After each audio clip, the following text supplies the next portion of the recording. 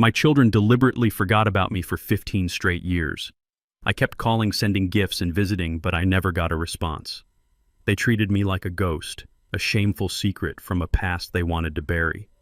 I grew tired of begging for their love and decided to stop. I changed my full name, sold my house, and disappeared without a trace. They thought they were finally free of the old truck driver who embarrassed them. But 2 months later, I came back.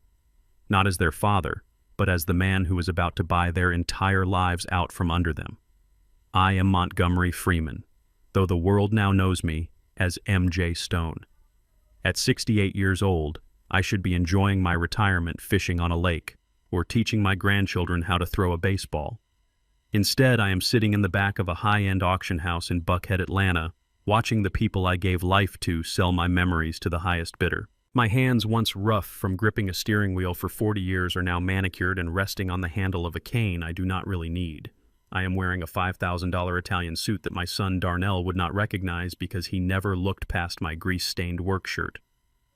Before I continue this story of justice, let me know where you are watching from in the comments below. Hit like and subscribe if you have ever had to stand up to family who underestimated your worth.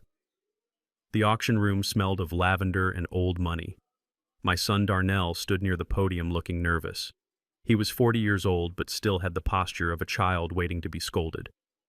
Next to him was his wife Sloan. She was a petite woman with blonde hair sprayed into a helmet of perfection and eyes that scanned the room like a predator looking for a wounded animal. They were selling the house I had built with my own 2 hands, the house where my late wife Lucille and I had raised Darnell, the house I had been forced to vacate legally just weeks prior because I wanted them to believe I had given up. I adjusted my glasses and listened to Sloan whisper to a potential buyer near the front. Her voice carried sharp and nasally. She said, "Honestly, we are just selling it for the land value. The structure itself is a teardown. It smells of damp wood and, well, you know, that particular odor of the working class." She laughed, a tinkling sound that made my blood run cold. Darnell just nodded, fixing his tie. He did not defend the home where his mother had died. He did not defend the porch where I taught him to read. He just wanted the check. The auctioneer cleared his throat. "We are starting the bidding for the property at 450 Oak Street at $500,000. Do I hear 500? A man in a gray suit raised his hand. 500. 550, another voice called out. Sloan rolled her eyes. "Come on," she hissed to Darnell. "This is taking too long." I told you we should have just bulldozed it first. Who wants a relic like that?" 600,000 someone else offered. The price was crawling up slowly. 650. 700. Darnell looked disappointed. They were hoping for $1 million purely for the land in this gentrifying neighborhood. I watched them sweat. I watched Sloan tap her expensive heels impatiently on the floor. She looked at her watch, probably calculating how soon she could leave this place and pretend it never existed. Going once at 700,000, the auctioneer shouted. I waited. I let the silence hang in the air for a second. I wanted them to feel the disappointment. I wanted them to think they had failed. Going twice, the auctioneer raised his gavel. I lifted my paddle. Number 405. $2 million, I said. My voice was deep, steady, and loud enough to rattle the crystal chandelier above us. The room went completely silent. Heads turned. A collective gasp rippled through the crowd, but I did not look at the crowd. I looked straight at them. Darnell's jaw dropped. Sloan froze, her mouth slightly open, her eyes widening as she calculated the commission. $2 million was 3 times the value of the property. It was insane. It was aggressive. It was the move of a man who had money to burn and did not care who got burned with it. "Sold," the auctioneer shouted, slamming the gavel down before anyone else could breathe. "To the gentleman in the back for $2 million. Sloan recovered instantly. The look of boredom vanished, replaced by a predatory hunger. She grabbed Darnell's arm and practically dragged him through the crowd toward me. I stayed seated, leaning back, crossing my legs. I watched them approach. They did not see their father. They saw a suit. They saw a gold watch. They saw a walking ATM. I had shaved my gray beard. I had dyed my hair. I was wearing tinted glasses. But still, a part of me hoped Darnell would recognize my eyes. A part of me hoped he would see the man who carried him on his shoulders. "Excuse me, sir," Sloan said, her voice dripping with sudden sweetness. She extended a hand, her nails painted a perfect crimson. I am Sloan Freeman and this is my husband Darnell. We just wanted to personally thank you for seeing the true potential of our property. You must be a developer with incredible vision. I did not stand up. I looked at her hand, then up at her face. I did not shake it. I am MJ Stone, I said. My voice roughened by years of smoking cigars. I never actually smoked a little affectation I added for the character. And I am not a developer, Mrs. Freeman. I am a collector. Darnell stepped forward nervously, wiping his sweaty palms on his pants. A collector, sir. You collect old houses. I collect things that people have thrown away, I said, looking Darnell dead in the eye. I find that people are often too quick to discard things they think are broken, but usually the foundation is still strong. It is just the people living inside who are rotten. Sloan laughed, a nervous, high-pitched sound. Oh, you are absolutely right, Mr. Stone. You are so right. That house, honestly, it was a burden. The previous owner, well, let us just say he let it go to ruin. He was a very difficult man, not the kind of person you would want in a neighborhood like this. We are just glad a man of your stature is taking it over. My grip tightened on my cane. She was talking about me to my face. She was calling me a burden while standing in front of the man who had paid for her first car. I see, I said, keeping my tone even. So, you are happy to be rid of it. Thrilled, she said. It is a fresh start for us. With this capital, Darnell's logistics company can finally expand. We are very forward-thinking people, Mr. Stone. We do not like to dwell on the past. I stood up then, towering over them. I was 6'2", and even at 68 I was broad. Darnell took a half-step back, intimidated. Forward-thinking, I repeated. I like that. I am looking for investment opportunities in Atlanta. If your husband is in logistics, perhaps we have more to discuss than just this house. Sloan's eyes practically turned into dollar signs. She elbowed Darnell hard in the ribs. Yes, Darnell stammered. Yes, absolutely. We are looking for strategic partners. My firm is growing. I knew his firm was bleeding money. I knew he was 2 months away from bankruptcy. I had read his financial reports before breakfast. Excellent, I said. But I do not do business in auction halls. I prefer to know the people I am working with. I want to see the soul of the people I give my money to. Anything, Mr. Stone, Sloan said, moving closer, invading my personal space. Name it. Dinner, I said. Tonight. At the house I just bought. Sloan blinked. At the old house. But Mr. Stone, it is empty. There is no furniture. The electricity might not even be on. Surely a restaurant would be more appropriate. I want to eat in the house, I said, my voice leaving no room for argument. Bring food, bring wine, bring your family. I want to see how you say goodbye to a place. It tells me a lot about a person's character. If you want my investment, you will be there at 7 p.m. sharp. Darnell looked uneasy. He looked at the floor, shifting his weight. There was something about my voice that was triggering a memory in his lizard brain, something familiar he could not place. Is there a problem, Mr. Freeman? I asked, dropping my voice lower. No, Darnell said quickly, looking up. No problem. We will be there. Good, I said. And bring your sister. Tanisha, isn't it? And your brother-in-law. I like to meet the whole clan. Sloan stiffened. How did you know about... I research my investments. Mrs. Freeman, I cut her off. I know everything about this property, and everything about the people who owned it. Do not disappoint me. I turned and walked away without waiting for a response. I felt their eyes burning into my back. I could hear Sloan whispering excitedly to Darnell, telling him that they had just hooked a whale. She was calculating how much more she could get out of me. She did not know that the whale was actually a shark, and there was blood in the water. As I walked out of the auction house into the bright Atlanta sun, I pulled my phone from my pocket. I dialed my lawyer, Mr. Hirsch. It is done, I said. Did they suspect anything? Hirsch asked, his voice dry and professional. No, I said. They are too blinded by greed to see what is right in front of them. They invited the wolf into the henhouse. Hirsch. Are you sure you want to go through with this? Monty Hirsch asked. Once you step back into that house tonight, there is no going back. You are going to hurt them.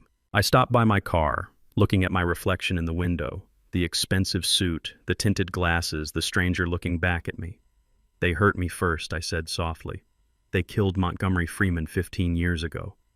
MJ Stone is just here to bury the body. I hung up the phone. Tonight I would walk through the front door of my own home as a guest. Tonight I would watch them scramble to serve me in the very dining room where they used to refuse to eat with me because my clothes smelled like diesel. Tonight the lesson begins, and I promise you it will be a lesson they will never forget. Walking through the front door of 450 Oak Street felt like stepping into a mausoleum built on top of my own grave. Sloan had certainly been busy in the few hours since the auction. The cozy warmth that Lucille and I had cultivated for 40 years was gone. In its place was a sterile coldness. The oak floors I had laid myself were covered in white rugs that looked too expensive to step on. The smell of my pipe tobacco and Lucille's pot roast had been replaced by an aggressive chemical lemon scent that burned the inside of my nose. It smelled like a hospital where memories went to die. I tightened my grip on my cane and walked further into the foyer. My Italian leather shoes clicked sharply against the wood. I was entering the lion's den, but the lions had no idea they had just invited the hunter to dinner. From the living room I heard voices. They were hushed, but carried the distinct sharp edge of complaint. I stopped just outside the archway, hidden by a large potted fern that Sloan had likely rented for the evening. It was my daughter Tanisha. Her voice was the same as it had been when she was a teenager, asking for money, whiny and entitled. "I cannot believe you guys sold it so fast," she was saying. "I thought we were going to wait until the old man was declared legally dead. What if he comes back? What if he shows up looking for his recliner?" I felt a sharp pain in my chest, but it wasn't my heart. It was the realization that my daughter didn't miss me. She was just afraid I would return to claim what was mine. "Let him show up," a male voice replied. It was Bradley, her husband, the man who had never held a job for longer than 6 months. "If he shows up, we will just call the cops. Tell them a senile old vagrant is trespassing. He probably does not even remember who we are by now. The last time I saw him, he looked like he was losing it, just mumbling about his truck and his dead wife. It was pathetic, honestly. I clenched my jaw so hard I thought a tooth might crack. Pathetic. That was what they thought of the man who had paid for their wedding. I took a deep breath, adjusted my silk tie, and stepped into the room. "Good evening," I said, my voice booming off the walls. The room went silent. Tanisha jumped, spilling a drop of her red wine on the white rug. Bradley stood up quickly, buttoning his jacket. They looked at me with wide eyes. They did not see Monty Freeman, the father they had discarded. They saw M.J. Stone, the $2 million man. Tanisha recovered first. She put on a smile that did not reach her eyes. It was a smile made of glass, fragile and sharp. "Mr. Stone," she said, walking over with her hand extended. "I am Tanisha. Sloan told us so much about you. We are so honored you could join us for dinner in our humble family home." Family home. The words tasted like ash in my mouth. I took her hand. It was cold. "A pleasure," I lied. "Your sister-in-law tells me this house holds many memories." "Oh, ancient history," Bradley chimed in, stepping forward to shake my hand vigorously. He had a weak grip and palms that were too soft. "We are a family that looks to the future, Mr. Stone. We do not get bogged down in the past. I am Bradley, by the way. I have heard you are a man who knows a good investment when he sees one." I looked at Bradley. He was wearing a suit that was too tight and a watch that was too big. He looked like a child playing dress-up in his father's clothes.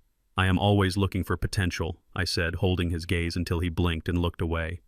"But I find that the past often predicts the future, young man." Sloan entered from the kitchen carrying a tray of appetizers that looked too small to feed a bird. "Ah, everyone has met," she chirped, her voice high and strained.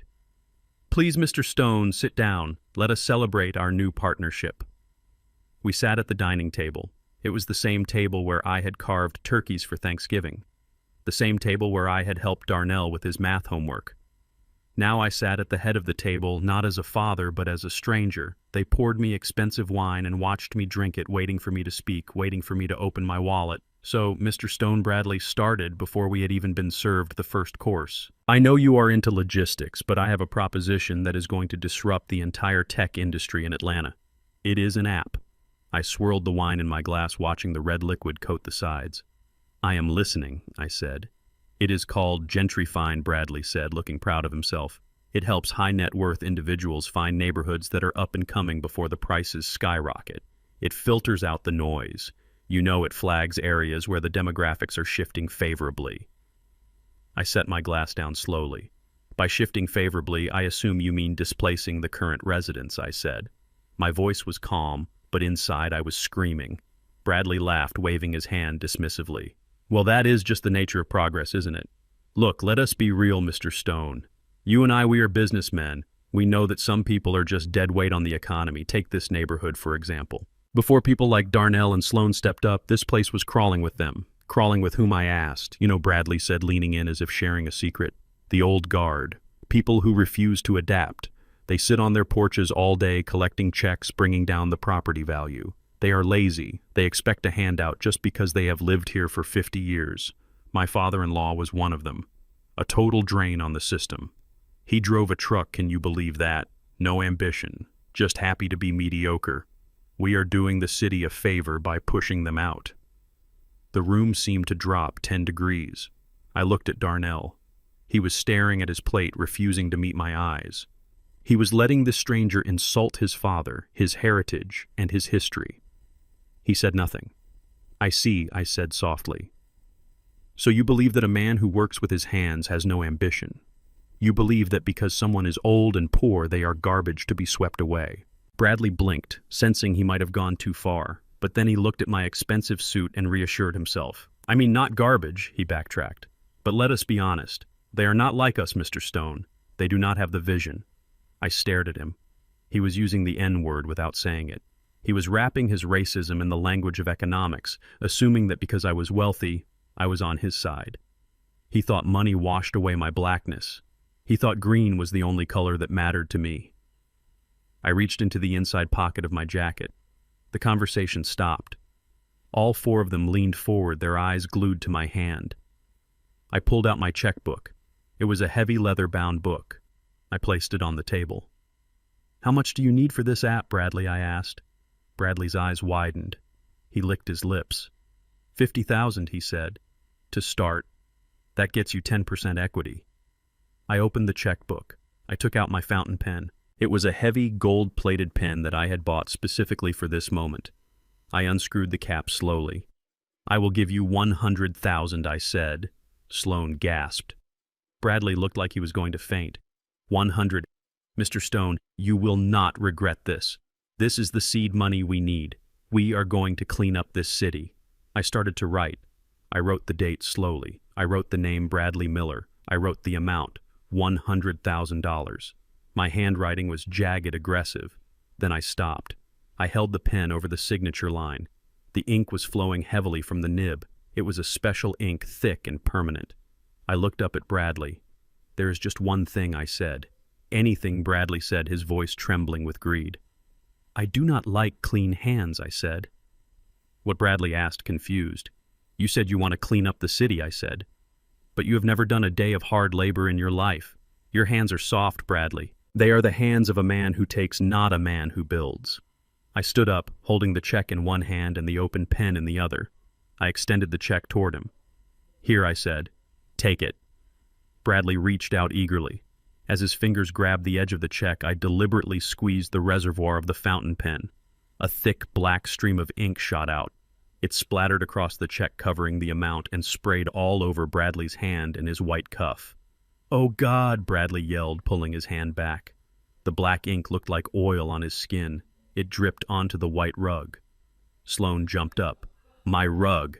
I did not apologize. I did not offer a napkin. I just stood there, capping the pen calmly. It seems things got a little messy, I said, my voice devoid of emotion. But that is the nature of business, isn't it, Bradley?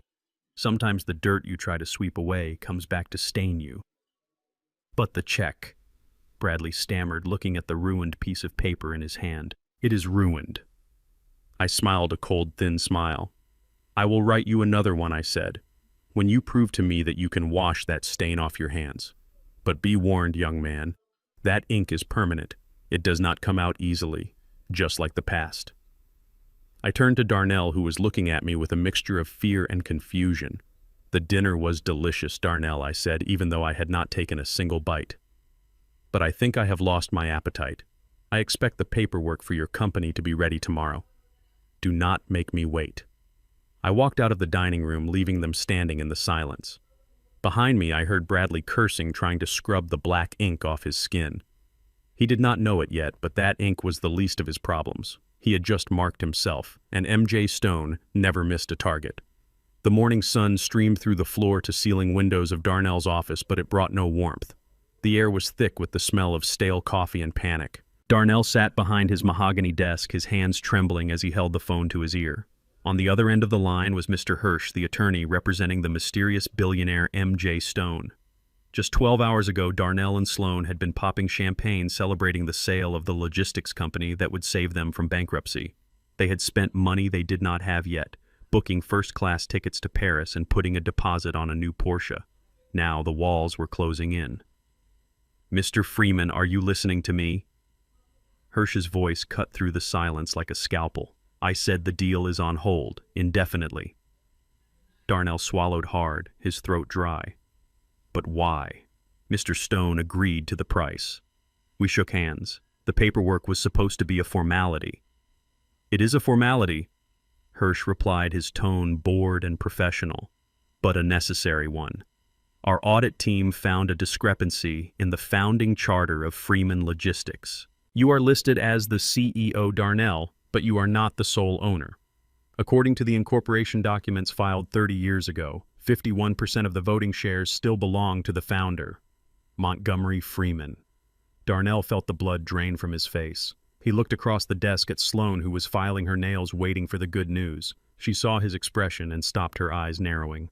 "That is impossible," Darnell stammered into the phone. "My father, he retired 15 years ago. He walked away. He left everything to me." "He may have walked away physically," Hirsch said, "but legally his name is still on the deed. He never signed over the majority shares. Without his signature, you cannot sell this company. You cannot even sell a single truck. You do not own it, Mr. Freeman. You are just managing it for your father." Sloan stood up, sensing the disaster. She snatched the phone from Darnell's hand. "Listen here," she snapped. "This is ridiculous. The old man is gone. We have been running this business for over a decade. He has nothing to do with it. We can sign an affidavit. We can—" Mrs. Freeman Hirsch interrupted, his voice dropping an octave, becoming colder. "Mr. Stone is not interested in affidavits. He buys assets with clean titles. You have 24 hours to produce Montgomery Freeman and get his signature on a transfer of ownership. If you do not, Mr. Stone will pull his offer, and he will also call in the bridge loan he extended to you last night, which, if I recall correctly, would bankrupt you immediately. Good day." The line went dead. Sloan stared at the phone as if it were a venomous snake before slamming it down onto the desk. The crack of the plastic was the only sound in the room for a long moment. Then the explosion happened. "You idiot!" Sloan screamed, throwing a stapler across the room. It hit the wall with a dull thud. "You told me you handled this. You told me 15 years ago that you handled it. That—" Darnell put his head in his hands. "I thought I did," he moaned. "I thought the papers we made him sign were for the transfer." Sloan marched around the desk and grabbed Darnell by the lapels of his expensive suit, shaking him. "You thought— You never think, Darnell. That is your problem. We made him sign a power of attorney, a temporary power of attorney, so we could refinance the house. Do you not remember? We tricked him into thinking it was for his medical insurance." "I remember," Darnell whispered, shame coloring his voice. "God, he trusted us. He just signed it without reading because his glasses were broken. And you were supposed to use that to transfer the shares," Sloan hissed, letting go of him with a shove. "But you were too lazy. You were too busy playing big shot CEO to file the paperwork. And now that power of attorney is expired. It has been dead for years, just like our bank account is about to be." She began to pace the office, her heels digging into the carpet. "This is a disaster. We are sitting on a gold mine, and the only person who has the key is the man we threw into the garbage. Do you have any idea where he is?" Darnell shook his head. "No, I haven't spoken to him since the day we changed the locks." Sloan let out a bitter, cruel laugh. "Oh, that was a great day, wasn't it? I remember how he stood there on the porch knocking. He knocked for an hour. He just wanted his coat. And we sat inside and turned up the TV. We thought we were so smart. We thought we were finally free of his embarrassing stories and his blue-collar smell. Who knew the old fool was sitting on the controlling interest of the company?" She stopped pacing and looked at Darnell with eyes full of calculation. "We have to find him." "How?" Darnell asked. "He could be dead for all we know." "He is not dead," Sloan said. "Bad pennies always turn up. And besides, if he were dead, the state would have notified us. He is out there somewhere, probably living in some cheap motel or a shelter. He is a survivor. That is the annoying thing about him. He refuses to just disappear. She grabbed her purse and pulled out her phone. I am calling that private investigator, the one Bradley used to spy on his ex-girlfriend. He is expensive, Darnell said weakly. We are desperate, Sloan shot back. She dialed the number, tapping her foot impatiently. Listen to me, Darnell. When we find him, you are going to put on the performance of your life. You are going to be the prodigal son. You are going to cry. You are going to beg for forgiveness. You are going to tell him you miss him so much it hurts. I do miss him, Darnell said softly, almost to himself. Sometimes. Sloan glared at him. Save it for the old man. We do not need real emotions. We need a signature. Once he signs that paper, he can go back to being a ghost. We just need him to exist for 5 minutes. She put the phone to her ear. Hello, Mr. Vance. Yes, it is Sloan Freeman. I have a job for you. It is a missing persons case. No, not a child, an old man, my father-in-law. We are very worried about him. We just want to bring him home. She paused, listening, and then a twisted smile appeared on her face. Oh, do not worry about the cost. Just find him. He is an African-American male, 68 years old, last seen wearing rags and driving a truck. He answers to the name Monty. While Sloan barked orders at the investigator, describing Monty as if he were a runaway dog miles away in a high-rise penthouse, the real Montgomery Freeman sat in a leather armchair. I was watching them. On the large 4K monitor mounted on my wall, I had a clear view of Darnell's office. I had installed the hidden cameras inside the smoke detectors months ago, anticipating this very moment. I took a sip of my espresso, the bitter taste grounding me. I watched Sloan describing me as senile and pathetic. I watched Darnell crumbling under her pressure, admitting that he had tricked me 15 years ago. I remembered that day. I remembered signing the papers because Darnell told me they were for a better health plan. I remembered thinking my son was finally looking out for me. I did not know I was signing away my rights to my own home. But I had never signed away the company. That was the one thing I had kept safe, locked away in a safe deposit box they knew nothing about. I knew Darnell was lazy. I knew he would never do the due diligence, and that laziness was now the noose around his neck. I watched Sloan hang up the phone, looking triumphant. He is on it, she told Darnell. He says he can track him through his old Social Security number. If he has used a credit card or a bank account in the last decade, Vance will find him. I smiled, a cold, humorless expression that did not reach my eyes. They were looking for Montgomery Freeman. They were looking for a man who bought groceries with food stamps and lived in the shadows. They would never find him because he did not exist anymore. But I would let them think they found him. I picked up my phone and dialed a number. It was a burner phone I kept for this specific purpose. Hello, I said, changing my voice to sound raspy and weak. Is this the landlord of the Shady Pines Motel? I asked. Yes, who is this? This is Monty, I wheezed. I know I am late on the rent. Please do not throw my things out. My son is going to come for me. He is a big businessman. He will pay you. Just tell him I am there. I hung up. The bait was set. I had just planted the lead that the private investigator would find within the hour. I looked back at the screen. Sloan was hugging Darnell, telling him that everything would be fine, that they would get the signature, and then dump the old man back in the gutter where he belonged. Come and get me, children, I whispered to the screen. Come and find your father. But be careful what you wish for. You are not bringing home a victim. You are bringing home your judgment day. While Darnell and Sloan were frantically hiring private investigators to hunt down a ghost, my daughter Tanisha decided to take a different approach.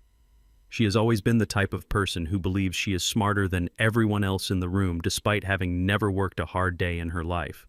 She remembered an old address I had sent her in a Christmas card 3 years ago. It was the only card that had not been returned to sender, mostly because she had forgotten to mail it back.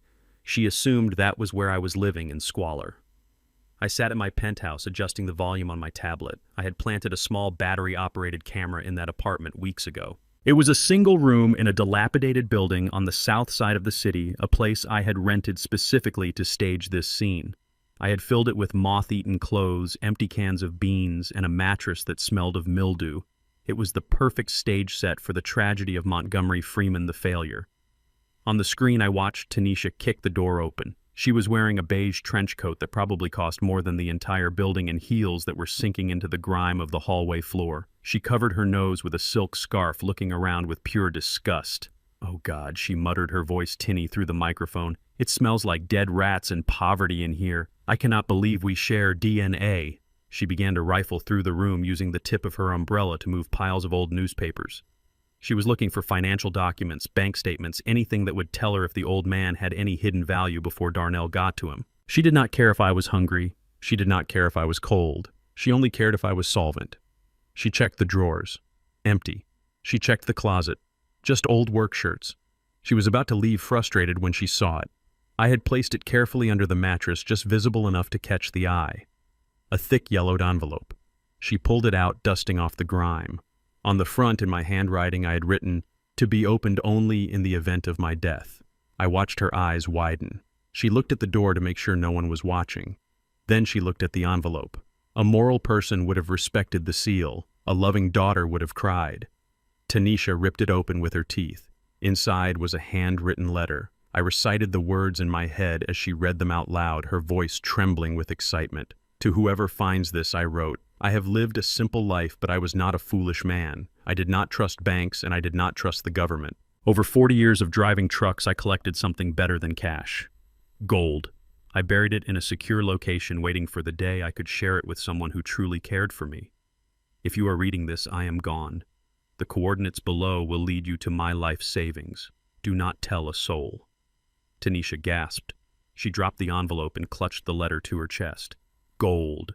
She whispered the word like it was a prayer. Her phone began to ring. I zoomed in on the screen. It was Darnell. She stared at the phone. I could see the gears turning in her head. If she told Darnell, she would have to split the gold. She would have to share it with Sloan, whom she hated, and Bradley, whom she despised.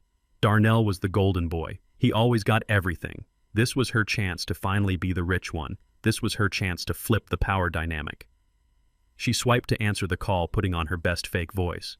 "Hey, Darnell," she said, sounding bored. "No, I am at the spa. Why would I be looking for him? Sloan is crazy." "Look, I have to go. My masseuse is waiting." She hung up. She lied to her own brother without blinking an eye. A cold smile spread across her face as she looked at the coordinates at the bottom of the letter. "Jackpot," she whispered. I took a sip of my tea. The coordinates did not lead to a bank vault. They led to the city's industrial waste management facility. Specifically to a decommissioned sludge tank that I had legally purchased for scrap metal 2 weeks prior. Tanisha wasted no time. She ran out of the apartment, clutching the letter like a winning lottery ticket. I switched the camera feed to the GPS tracker I had placed on her car. She was speeding. She was breaking every traffic law in Atlanta to get to her treasure. It took her 45 minutes to reach the outskirts of the city. The landscape changed from skyscrapers to warehouses and rusted fences. The sun was setting, casting long, ugly shadows over the industrial park. Tanisha pulled her luxury SUV up to the chained gate of the facility. She got out looking confused. She checked the paper, then her phone's GPS. This was the place. She probably thought I had buried the gold here years ago before it became a dump. Greed has a way of making people rationalize the irrational. She saw a hole in the chain-link fence. Without hesitation, she squeezed through, tearing the sleeve of her expensive coat. She did not care. She marched through the mud, ruining her heels. I switched to the camera I had installed on the perimeter fence of the facility. I watched her stumbling over piles of scrap metal, following the numbers. She stopped in front of a large rusted metal container that was sunk into the ground. It looked like a bunker. To a desperate mind, it looked like a vault. There was a heavy lid on top. Tanisha threw her umbrella down and grabbed the handle with both hands. She grunted, straining against the rust. "Come on," she hissed. "Come on, give it to Papa!" With a final ear-splitting screech of metal, the lid gave way. It swung open, revealing the dark abyss below. Tanisha leaned over, using her phone flashlight to peer into the darkness. She was expecting the glitter of gold bars. She was expecting a vintage trunk filled with coins. Instead, the ground beneath her feet, which I had carefully weakened, gave way. She screamed as she slid forward. It wasn't a long fall, maybe 5 feet, but it was messy. She landed with a wet, squelching thud at the bottom of the tank. It was not filled with gold. It was filled with rainwater mud and the remnants of industrial runoff. It was a thick black sludge that smelled of sulfur and rotten eggs. I watched her thrash around the black goo, coating her designer coat, her hair, and her face. She tried to stand up, but the bottom was slippery and she fell face first into the muck again. She sat up, spitting out sludge, wiping her eyes. Her phone had flown out of her hand and was sinking slowly into the mire. "Daddy," she shrieked, her voice echoing in the empty tank. "Daddy, help me!" Then she saw it. Floating on a piece of styrofoam in the corner of the tank was a small laminated note. She crawled over to it, her knees squishing in the filth. She picked it up with trembling, blackened fingers. I had written it in big, bold letters. "The only thing buried here is your dignity. Welcome to the real world, sweetheart." She stared at the note. She looked up at the sky visible through the open lid. She screamed. It was a primal scream of rage and humiliation. She realized she had been played. She realized that someone knew exactly how greedy she was, but she did not know who. Was it a rival? Was it Darnell playing a prank? Or was it the ghost of the father she had abandoned? I turned off the monitor. My daughter was sitting in a pit of filth exactly where her morals belonged. She would survive. She would climb out eventually, but the smell of that sludge would linger on her skin for weeks, and the memory of her own greed would haunt her forever. "One down," I whispered to the empty room. 3 to go. I traded my $5,000 Italian suit for a pair of stained overalls that smelled of diesel and old sweat. I rubbed dirt under my fingernails and messed up my hair until I looked exactly like what my children expected me to be. A failure, a burden, a ghost from a past they were desperate to forget. I stood on the porch of the mansion that my son Darnell had bought with the profits from the company I built. My heart was pounding, not from fear but from a cold, simmering rage. I raised my hand and rang the doorbell. Inside I could hear laughter. I could hear the clinking of crystal glasses. They were celebrating the deal they thought they had made with MJ Stone. They were celebrating the sale of my legacy. The door swung open. Sloane stood there holding a glass of champagne. Her smile vanished the instant she saw me. Her face twisted into a mask of absolute disgust. She stepped back as if I were a carrier of a contagious disease. "Excuse me," she snapped, her voice sharp enough to cut glass. "We do not give handouts here. The shelter is 5 miles down the road. Please get off my property before I call the private security patrol." I did not move. I just looked at her. I looked past her shoulder to where Darnell was walking into the hallway, curious about who was at the door. "Sloane, who is it?" Darnell asked. "Is it the sushi delivery?" "No," Sloane yelled, waving her hand in front of her nose. "It is a vagrant. He smells terrible. I am calling the police." Darnell stepped into the light. He looked at me. He squinted his eyes. For a moment there was nothing but confusion, and then I saw the recognition hit him like a physical blow. His face went pale. He dropped the napkin he was holding. "Dad," he whispered. Sloane froze. She looked at Darnell, then back at me. Her eyes widened. She scanned my dirty clothes, my worn-out boots, the plastic bag I was clutching in my hand. "That is your father?" she asked, incredulity dripping from every word. "This person." "Hello, Darnell," I said, making my voice sound weak and rasping. "I have been walking for a long time. I saw the lights. I wanted to see you." Sloane was about to slam the door in my face. I could see her muscles tensing to push the wood shut. She did not care if I was his father. She wanted me gone. But Darnell grabbed her wrist. He pulled her close and whispered something in her ear. I knew exactly what he was saying. He was telling her that I was the key. He was telling her that without the man standing in the dirt, their entire world would collapse. "We need his signature," Darnell hissed. Sloane stopped. She blinked. And then I witnessed the most terrifying performance I have ever seen in my life. The disgust on her face vanished. It was replaced instantly by a look of exaggerated concern. Her lips curled up into a smile that looked painful. Her eyes softened, though the calculation behind them remained cold and hard. "Oh my goodness," she cried out, her voice pitching up 2 octaves. "Dad, is that really you?" She rushed forward. She did not hug me. She stopped just inches away, careful not to let my dirty clothes touch her white silk dress. But she clasped her hands over her chest as if she were overcome with emotion. "Darnell, do not just stand there," she scolded her husband. "Help your father inside. Look at him. He is exhausted." "Oh, you poor, poor man. Where have you been all these years?" Darnell looked stunned by his wife's sudden transformation, but he played along. He stepped out and took my arm. His grip was tentative. He was touching me like I was fragile or perhaps like I was dirty. "Come in, Dad," Darnell said. "Come inside." I walked into the foyer, the same foyer where just days ago I had walked in as a billionaire. Now I shuffled my feet. I let my shoulders slump. I looked down at the marble floor. "I am sorry," I mumbled. "I'm getting dirt on your nice floor." "Oh, nonsense," Sloan trilled, closing the door behind us. "Floors can be cleaned. Family is forever. We have been so worried about you, Monty." "Can I call you Monty?" "We looked everywhere. We hired investigators. We prayed every night that you would come back to us." I looked at her. She was lying with such ease that it was almost impressive. Just 10 minutes ago she had been calling me a bad penny. Now I was the answer to her prayers. "You did?" I asked, widening my eyes innocently. "But I called. I called so many times. The number was changed. I came here, but the security guard chased me away." Sloan let out a dramatic gasp. She turned to Darnell. "Did you hear that, honey? The security guard chased him away. That is unacceptable. We will have that man fired immediately. There must have been a terrible misunderstanding. We never changed our number, Dad. You must have been dialing the wrong one. You know how phone lines get crossed." She guided me into the living room, but not to the white sofas. She steered me toward a wooden chair in the corner far away from the expensive fabrics. "Sit here," she said.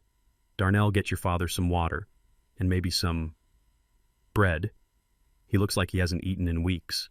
She stood over me, her hands on her hips, beaming with fake benevolence. "I am just so glad you are here," she said. "It is divine timing, really. We were just talking about you. Darnell misses you so much. He talks about you every day. He always says, 'I wish my dad could see how well I am doing with his company.'" She emphasized the word company. She was planting the seed. She was rushing straight to the point. "The company," I repeated, staring blankly. Is it doing okay? I worry about the trucks." "Oh, it is doing better than okay," Sloan gushed. "It is thriving. Darnell is a genius. But you know there are so many boring administrative things to take care of, just paperwork. In fact, there is a tiny little document we need you to look at, just to make sure everything is safe for your legacy." She looked at Darnell, who was returning with a glass of tap water.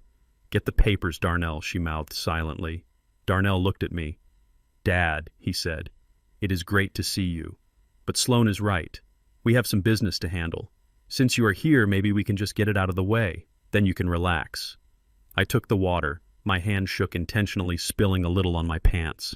I saw Sloan flinch, her nose wrinkling in distaste before she forced the smile back onto her face. "I am so tired," I whispered. "I have not slept in a bed for 3 days. Can I rest first? Before we talk about business." Sloan's smile faltered. She exchanged a look with Darnell. They needed that signature tonight. Mr. Hirsch had given them 24 hours. "Of course you can rest," Sloan said, her voice tight. "But this will only take a second. Just one signature. Right here." She grabbed a folder from the table and thrust a pen at me. "Just sign here," she said, pointing to the line. I squinted at the paper. The words were blurring. "I do not have my glasses," I said. "I lost them in the shelter. I cannot sign what I cannot read. I promised Lucille I would never sign anything I did not read." At the mention of my dead wife, Darnell looked away. Sloan, however, looked ready to scream. She took a deep breath, composing herself. "Okay," she said. "Okay, that is fine. We will get you some reading glasses tomorrow. We will go to the pharmacy first thing in the morning." She pulled the paper away. "So tonight you will rest, and tomorrow we will sort everything out. Because we are a family, and families help each other."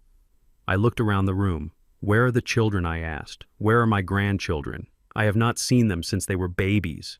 Sloan stiffened. "Oh, the kids. Yes, they are away. At boarding school, in Switzerland. Very prestigious. They are studying French. They won't be back for months." I knew my grandchildren were upstairs playing video games. I had seen their bicycles in the garage when I walked up the driveway. But I nodded. "Switzerland," I said. "That sounds expensive." "It is," Sloan said quickly. "That is why the business is so important. For their future. You want to help your grandchildren, don't you, Monty?" "Yes," I said. "I want to help them." "Good," she said. "Then tomorrow you will sign. Now let us get you to bed." She looked at Darnell. "Where should he sleep?" Darnell asked. "The guest room is made up." No, Sloan interrupted instantly. not the guest room. We have guests coming this weekend. Important investors. We cannot have the room occupied. She turned to me. We have a very cozy room downstairs, Monty. It is private, very quiet. You will love it. She led me not to a bedroom, but to the back of the house, past the kitchen, to a small door that led to the storage area. It was a room meant for a live-in maid, or perhaps just for storing winter coats. It was small, windowless, and smelled of cleaning supplies. There was a single cot in the corner and a stack of cardboard boxes labeled Christmas decorations. This is perfect, Sloane said, flicking on the single bare bulb that hung from the ceiling. You will be safe here. No one will bother you. I looked at the cot. It had no sheets, just a bare mattress. Thank you, I said. It is better than the park bench. Sloane stood in the doorway. She did not step inside. I will bring you some blankets, she said. And Monty, about your stay. Yes, I asked. Darnell and I discussed it. She lied. We would love for you to stay, for a while, maybe a month, until you get back on your feet. We cannot have you running off again, especially not before, well, we just want you close. She wanted me close so she could control me. She wanted me in a cage until the check cleared. A month, I asked. You would let me stay for a month? Absolutely, she said. But we have some rules, just simple house rules. I waited. We entertain a lot of high-profile people, she said, like Mr. Stone. You remember him, the billionaire. He might be coming by. So when we have guests, you need to stay in here, or use the back entrance. We do not want to overwhelm you. And honestly, your appearance might confuse people. We have not told anyone you are back yet. We want to keep it a family surprise. She meant she was ashamed of me. She meant she did not want her rich friends to know that the father-in-law she claimed was dead was actually sleeping next to her vacuum cleaner. I understand, I said. I will be invisible. Good, she said. Good. She turned to leave, but stopped. Oh, and Monty. That smell. I looked down at my clothes. We will burn those clothes tomorrow, she said. I will get Darnell to give you some of his old gardening things. We cannot have that smell in the house. It lingers. She closed the door.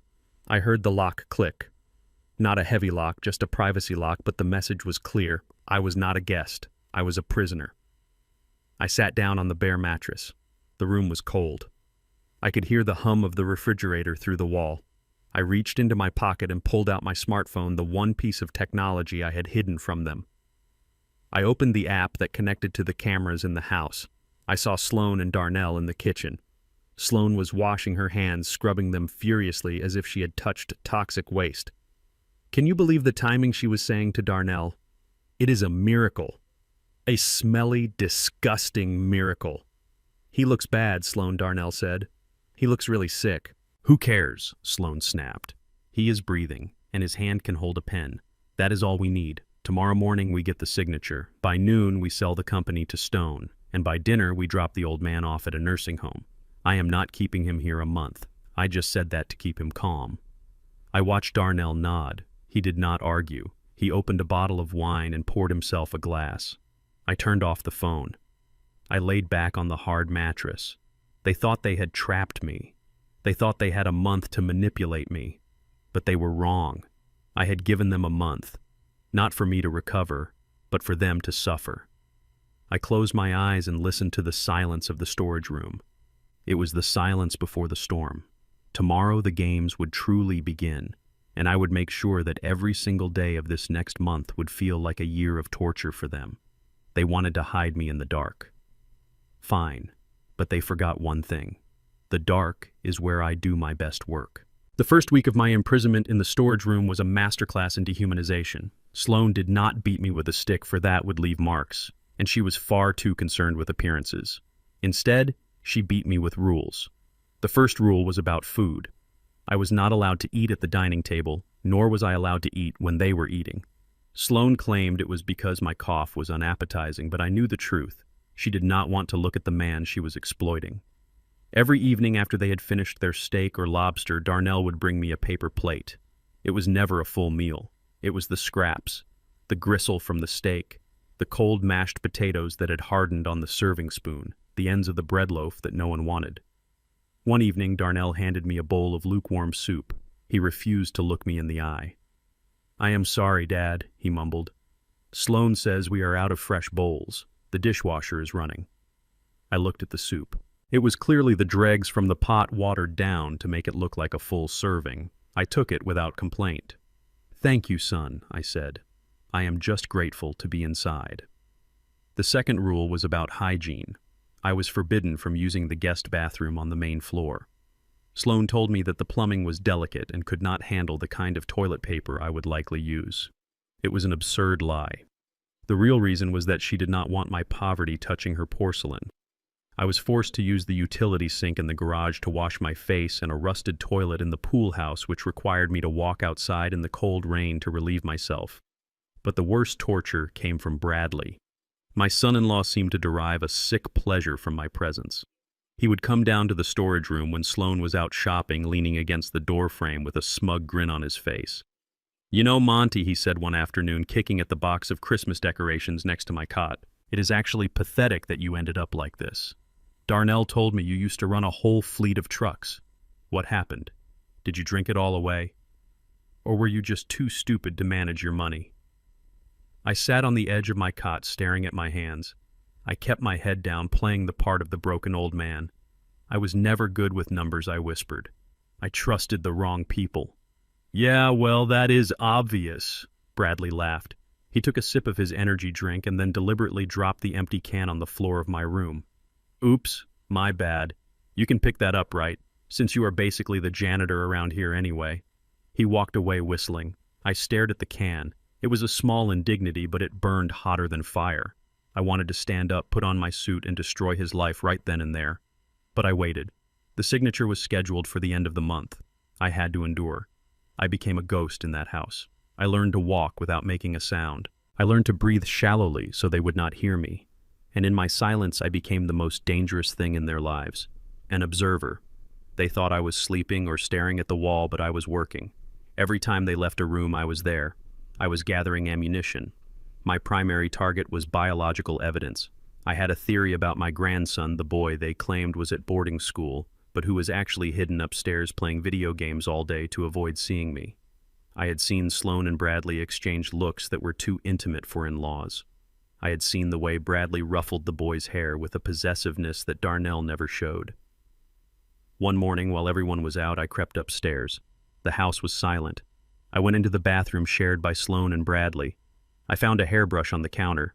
It was full of dark, coarse hair, Bradley's hair. I carefully removed a few strands and placed them in a small plastic bag I had stolen from the kitchen. Then I went to the boy's room. He was not there, likely out with the nanny.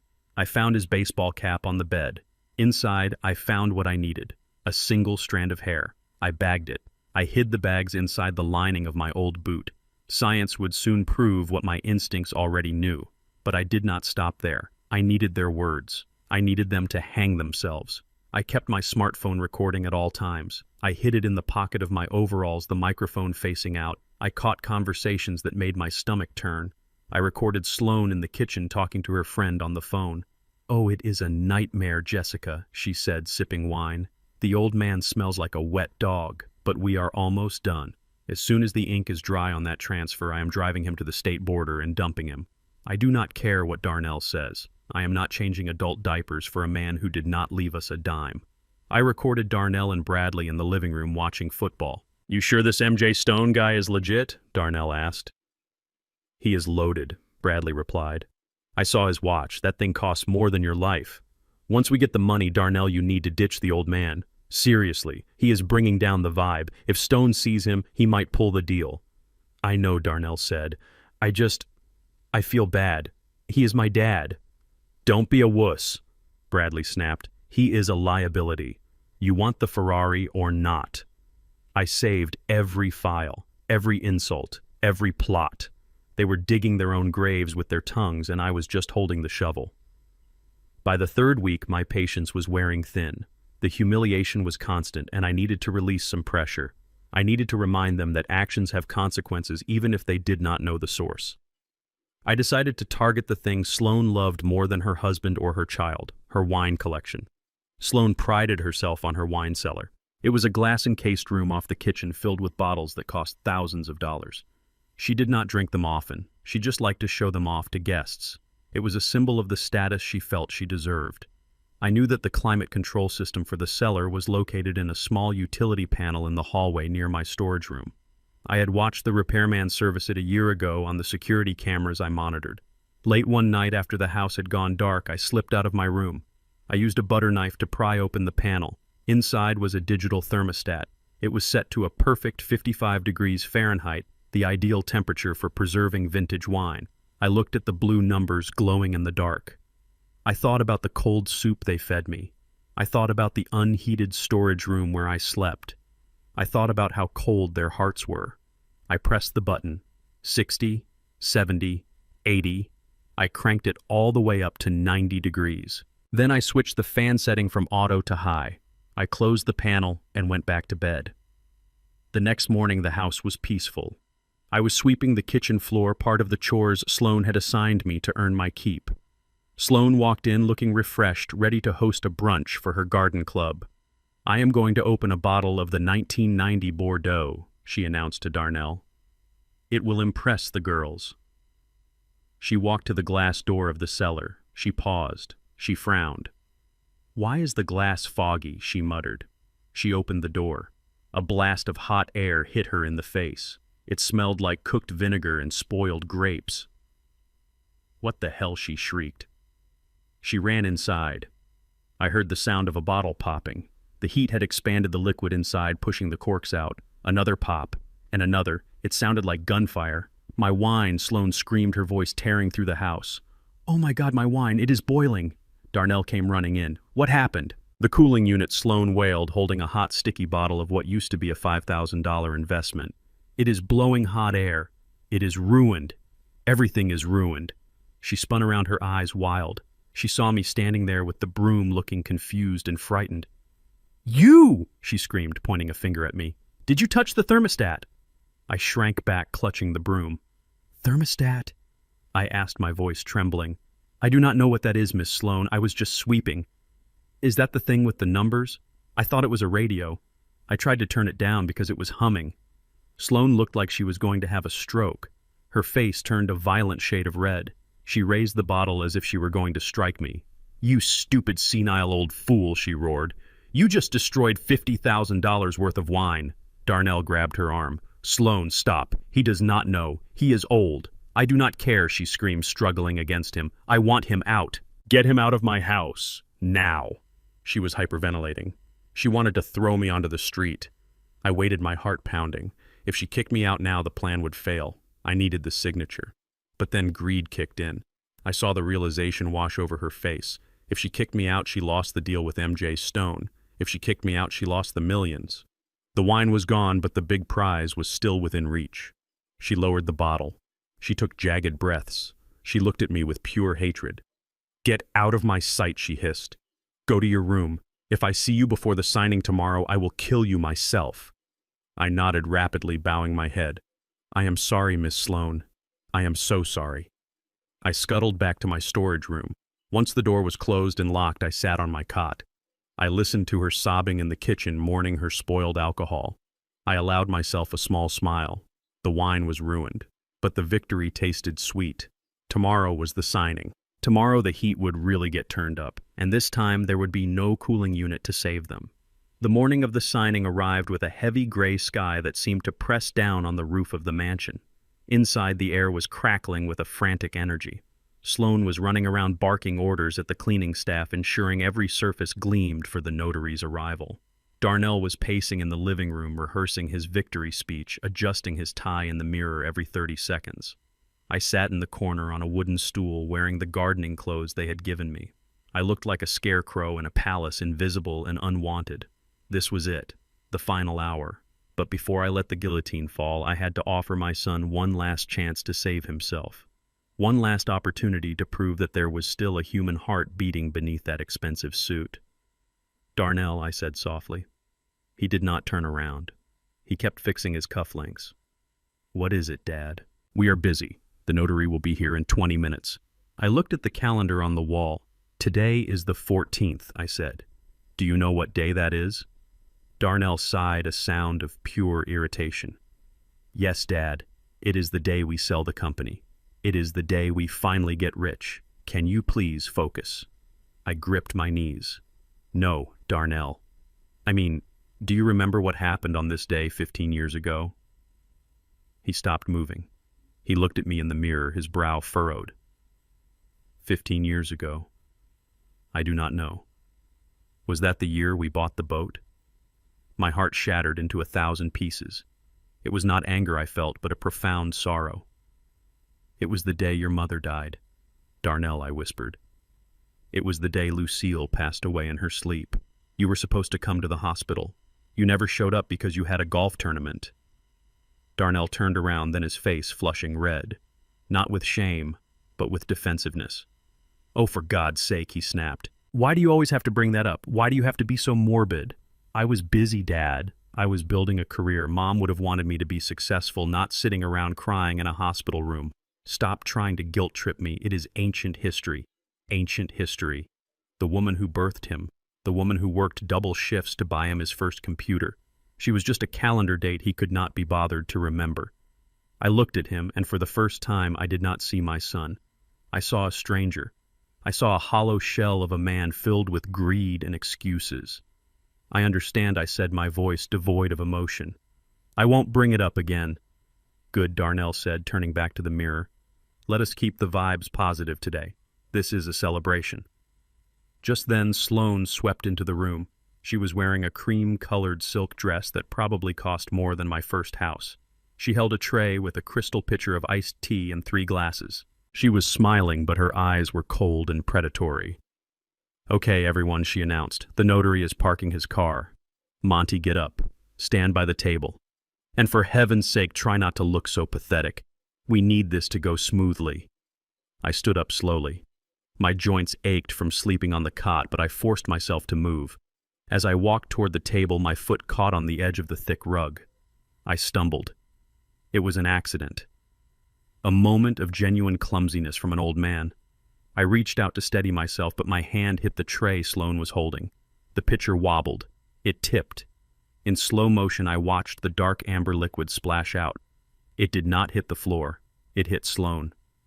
The cold tea soaked into the front of her cream silk dress, instantly turning it a muddy brown. The ice cubes clattered onto the marble floor. Silence. Absolute, terrified silence. Sloane looked down at her dress. Then she looked up at me, her face contorted into a mask of pure, unadulterated hatred. The veneer of the polite society wife vanished. The monster revealed itself. "You filthy animal!" she shrieked. Before I could apologize, before I could even take a breath, her hand flew out. Smack! The sound of her palm hitting my cheek echoed through the large room like a gunshot. My head snapped to the side, my glasses flew off my face and skittered across the floor. My cheek burned with a sharp, stinging pain. I stood there stunned. I touched my face. My daughter-in-law had just slapped me. "I look at you and I want to vomit," she screamed, shaking with rage. "You ruin everything. You come into my house with your smell and your poverty and you ruin everything. Look at this dress. Do you have any idea how much this cost? You could work for 100 years and never afford a single button on this dress." She was panting, her chest heaving. She looked ready to strike me again. I slowly turned my head to look at Darnell. He was standing 5 feet away. He had watched the whole thing. He had seen his wife assault his 68-year-old father. "Darnell," I said. He looked at me. Then he looked at Sloane. He saw her rage. He saw the power she held over him. He saw the money she represented. He looked down at his shoes. "You should have been more careful, Dad," he mumbled. "Sloane is under a lot of stress. You know how much she loves that dress. That was the moment. That was the death of my fatherhood. I did not yell. I did not fight back. I simply bent down, picked up my glasses, and put them back on my face. One of the lenses was cracked. It was fitting. The way I saw them was now permanently broken. "Give me the paper," I said. Sloane stopped screaming. She blinked, surprised by my sudden calm. What she asked. "The paper," I repeated. "The transfer document. Give it to me. I want to sign." Sloane's eyes lit up. She forgot about the dress. She forgot about her anger. She grabbed the folder from the table and thrust it at me. She shoved a pen into my hand. "Here," she said, breathless. "Right here. Sign it and you can go. We will get you a taxi. Just sign it." I took the pen. It was a cheap ballpoint, not the gold fountain pen I used as MJ Stone. I looked at the document. It was a total transfer of ownership of Freeman Logistics to Darnell Freeman. It was the theft of my life's work. I pressed the pen to the paper. My hand did not shake. I signed my name clearly. Montgomery Freeman. I put the pen down. "Is it done?" Darnell asked, stepping forward, his eyes hungry. I looked at him. I looked at the red mark on my cheek reflecting in his eyes.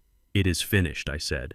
They thought I meant the deal. They thought I meant the transfer. They did not know I was quoting the end of their lives as they knew it. I turned to the door. "Wait," Sloane said, clutching the folder to her chest like a prize. "Where are you going?" "The notary needs to notarize this." "I am leaving," I said, walking toward the front door. "You have what you wanted. You have the company. You have the house. You have everything." "But the taxi," Darnell called out. "We have not called a taxi." "I do not need a taxi," I said, opening the heavy wooden door. The cool night air hit my face, soothing the burn on my cheek. I walked out onto the porch. I walked down the long driveway. I did not look back at the mansion. I did not look back at the son who let me be slapped. I did not look back at the daughter-in-law who saw me as in stain on her dress. I reached the main road. A black limousine pulled up to the curb. The window rolled down. It was Mr. Hirsch. "Get in, Monty," he said softly. I opened the door and slid into the leather seat. The smell of clean leather and expensive cologne filled my nose. I took off the dirty gardening jacket and threw it on the floor. Hirsch handed me a wet towel. I wiped the dirt from my face. I wiped the spot where she had slapped me. "Did they sign?" Hirsch asked. I nodded. "They have the paper." "They think they won." Hirsch handed me a glass of whiskey. "And the notary." I took a sip of the burning liquid. "The notary is on his way. He will certify the signature. And the moment he stamps that paper, the trap is sprung." "Why?" Hirsch asked. "Because I said, staring out the window at the city lights. Montgomery Freeman signed that paper. But Montgomery Freeman does not own the company anymore. MJ Stone does. They just transferred a shell, an empty box. And in doing so, they triggered the fraud clause in the contract I had them sign yesterday as Stone." I leaned back, closing my eyes. "They slapped a father," I whispered. "But they just declared war on a billionaire. Drive, Hirsch. Let us go home. I have a funeral to plan." "Whose funeral?" Hirsch asked. "Theirs," I said. The car sped off into the night, leaving the Freeman mansion behind. Inside that house, they were popping champagne, celebrating their victory. They did not know that the ink on that paper was not a ticket to paradise. It was a death warrant for their greed. And tomorrow the executioner would come knocking. The elevator doors to the penthouse office of Stone Holdings opened with a soft chime that sounded like the bell at the start of a boxing match. Darnell and Sloane stepped out looking like royalty. Sloane had replaced her tea-stained dress with a sharp navy business suit that screamed authority. Darnell was carrying a leather briefcase, gripping the handle so tightly his knuckles were white. I was sitting in my high-back leather chair, facing the window looking out over the Atlanta skyline. I did not turn around when they entered. I wanted them to feel the weight of the room. I wanted them to feel small before I crushed them. Mr. Stone Darnell called out, his voice filled with a confidence that he had not earned. "We have it. The deal is done." I spun the chair around slowly. I was wearing my tinted glasses and the tailored suit of MJ Stone. I rested my elbows on the desk and steepled my fingers. "You are early," I said, my voice low and gravelly. "We are eager," Sloane interjected, stepping past Darnell to place a blue folder on my desk. "We do not like to waste time, Mr. Stone. We have the signature. Montgomery Freeman has signed over full control of the logistics fleet to Darnell. It is all here, notarized and ready for your countersign." She looked at me with a triumphant smirk. She thought she had won. She thought she had successfully bullied an old man into submission and was now about to cash out. She had no idea that she had just hand-delivered the final nail in her husband's coffin. I did not reach for the folder immediately. I let it sit there between us. The silence stretched out, uncomfortable and heavy. Darnell shifted his weight, loosening his tie. Sloane tapped her foot. "Is there a problem?" Sloane asked, her smile faltering slightly. I looked at my lawyer, Mr. Hirsch, who was standing quietly in the corner of the room holding a tablet. "Check the document." "Hirsch," I said. Hirsch stepped forward. He put on his reading glasses and opened the blue folder. He scanned the paper. He looked at the signature, he looked at the notary stamp, then he closed the folder and pushed it back toward Darnell. "I am afraid we cannot accept this," Hirsch said calmly. Darnell's face went pale. "What do you mean you cannot accept it? It is valid. It is his signature." I watched him sign it. The notary was there. Hirsch shook his head. "The signature is physically real, Mr. Freeman. I do not doubt that your father held the pen. But legally this document is worthless. In fact, it is worse than worthless. It is a confession." Sloan slammed her hand on the desk. "Stop playing games. We have a deal. You said if we got the signature you would buy the company for $10 million. We held up our end. Now write the check." I stood up then. I leaned over the desk, invading their space. "We cannot buy a company from a ghost." "Mrs. Freeman," I said. "What are you talking about?" Darnell whispered. Hirsch projected a document onto the large screen behind me. It was a court order dated 2 months ago. "Please look at the screen," Hirsch said. 2 months ago, the individual known as Montgomery Freeman filed a petition with the Superior Court. He legally changed his name. He also dissolved his previous legal identity for all business purposes. The man you knew as Montgomery Freeman does not exist in the eyes of the law. His assets were transferred to a blind trust. Darnell squinted at the screen. He read the text. Then he looked at me. His eyes widened behind his glasses. "Wait," Darnell stammered. "If he changed his name, then who is—" Hirsch clicked a button. A new image appeared. It was a copy of my new driver's license. The face was mine. The name next to it read M.J. Stone. Darnell stopped breathing. He looked from the screen to me and then back to the screen. The realization hit him like a freight train. He did not recognize me as his father because of the disguise and the context, but he recognized the legal reality. "You," Darnell gasped. "You own the trust. I own everything, Darnell," I said, dropping the raspy voice I used as the old man. "I own the logistics company. I own the house you sleep in. I own the debt you racked up. And the signature you just brought me. That is a signature from a legal entity that no longer has authority. You tried to sell my own company back to me using a dead name." Sloan looked confused. She was not as quick as Darnell when it came to the legal details, but she understood the tone. "I do not understand," she screeched. "Who cares what his name is? We have the company. Darnell is the CEO. No, Hirsch interrupted. Darnell is the acting manager. And by presenting this document, Darnell has just attempted to sell assets he does not own using a fraudulent chain of title. He knowingly coerced a signature from a person he believed to be mentally incompetent based on your own claims to the private investigator to execute a sale for personal gain." Hirsch paused for effect. "That is called corporate fraud, Mrs. Freeman. And since the value of the transaction exceeds $1 million, it is a federal crime." Darnell backed away, shaking his head. No, this is a trap. You set us up." "I did not set you up, son," I said cold and hard. "You set yourself up the moment you decided your father was nothing more than a signature to be harvested. I gave you a chance. I asked you if you remembered your mother. I asked you to treat me with dignity. And you let your wife slap me." Sloane's mouth fell open. She stared at me, really stared at me. She looked at the expensive suit, the tinted glasses, the gold watch. And then she saw the eyes, the same eyes she had looked into yesterday when she struck me. "It is you," she whispered. "You are—" "I am the man who cleans up the trash," I said. "And I am starting right now." I pressed a button on my desk. The double doors to the office flew open. They did not send security guards. They sent the Economic Crimes Unit. 4 officers in tactical vests marched into the room. They were not smiling. They had been waiting in the hallway for 10 minutes, listening to everything via the speakerphone I had left open. Darnell Freeman, the lead officer, shouted, "Put your hands behind your back. You are under arrest for attempted grand larceny, securities fraud, and elder abuse." Darnell tried to run. It was a pathetic attempt. He took 2 steps toward the side door before an officer tackled him to the plush carpet. The sound of his expensive suit tearing was music to my ears. Sloan screamed. She backed into the corner, holding her hands up. "I did not do anything," she wailed. "It was him. It was all Darnell. He made me do it. I just wanted to sell the house. I did not know about the company. I am a victim here. I watched her throw her husband to the wolves without a second of hesitation. It was exactly what I expected." "Officer," I said, pointing at Sloan. You might want to check her purse. I believe you will find a cell phone containing text messages conspiring to commit fraud, and perhaps a receipt for a private investigator hired to harass a senior citizen." The officer nodded. "Ma'am, turn around."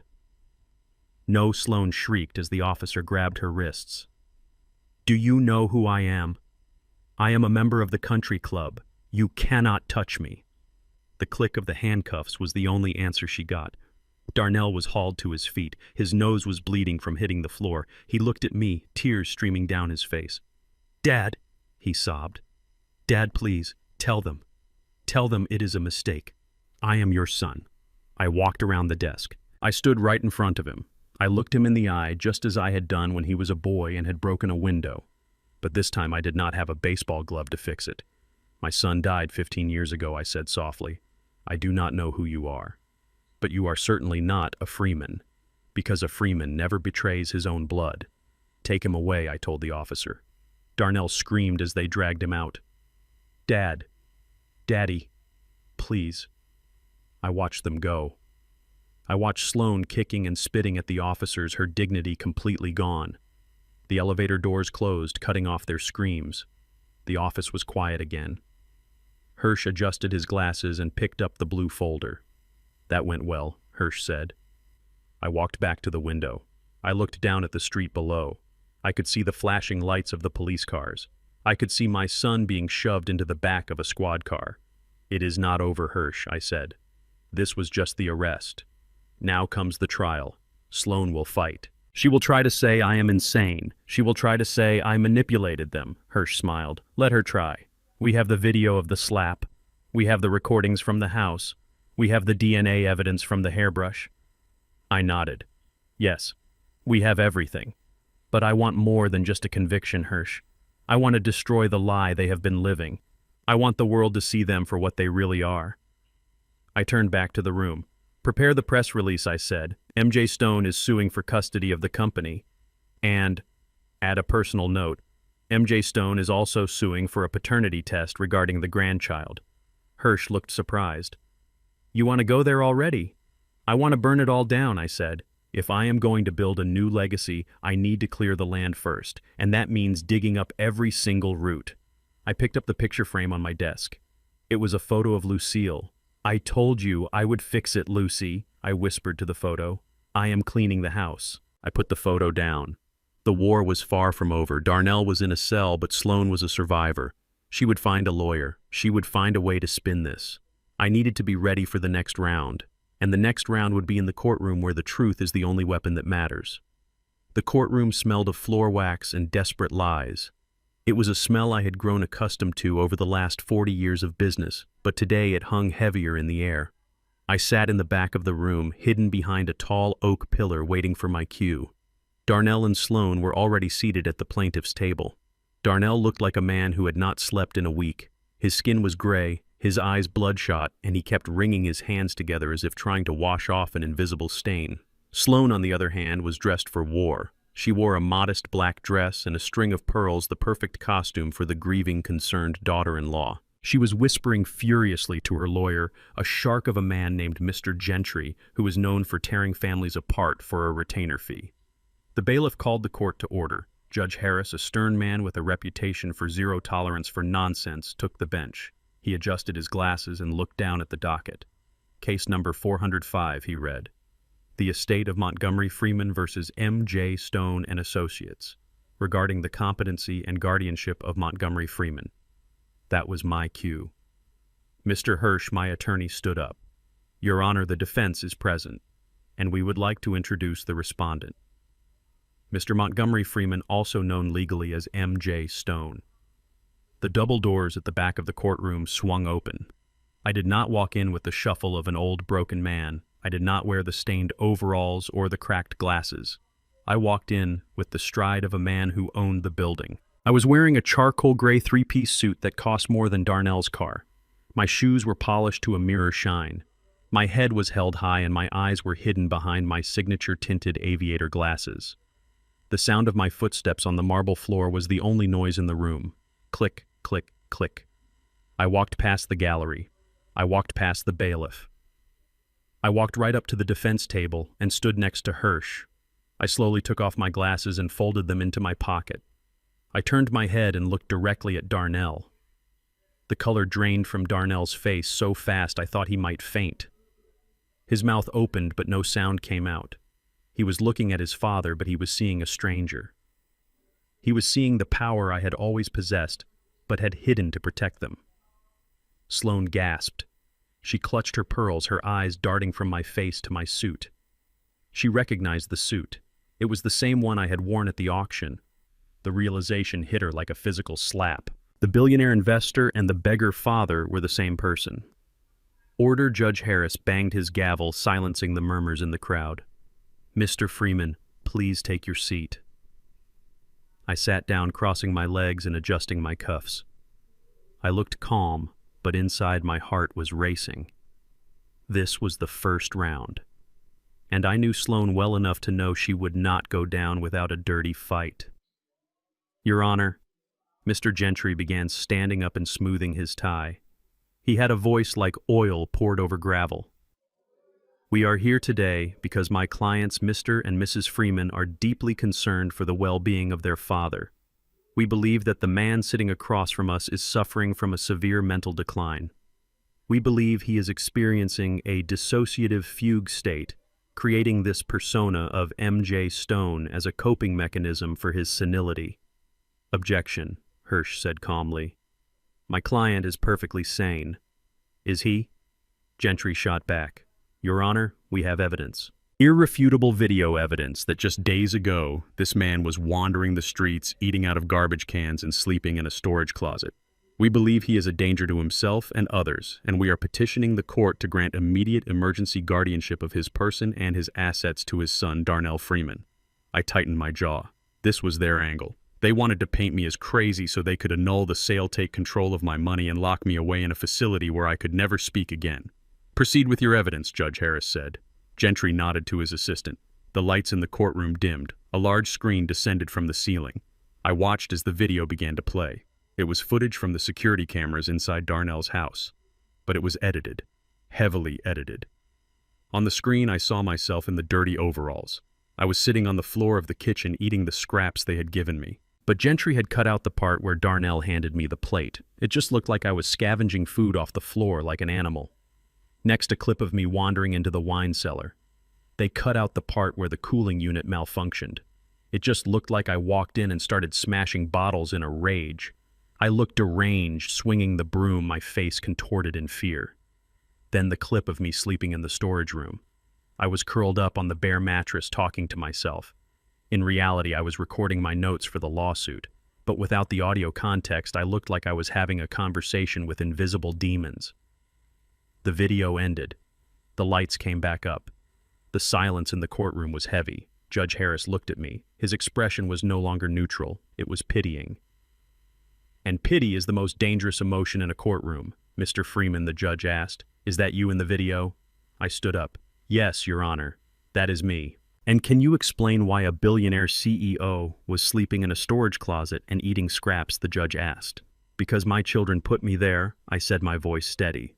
"Objection," Gentry shouted. "The witness is paranoid. Your Honor, my client, Sloane Freeman, tried to help him. She tried to bathe him. She tried to feed him, but he refused. He insisted on sleeping in that room. He insisted on wearing those rags. It is part of his illness."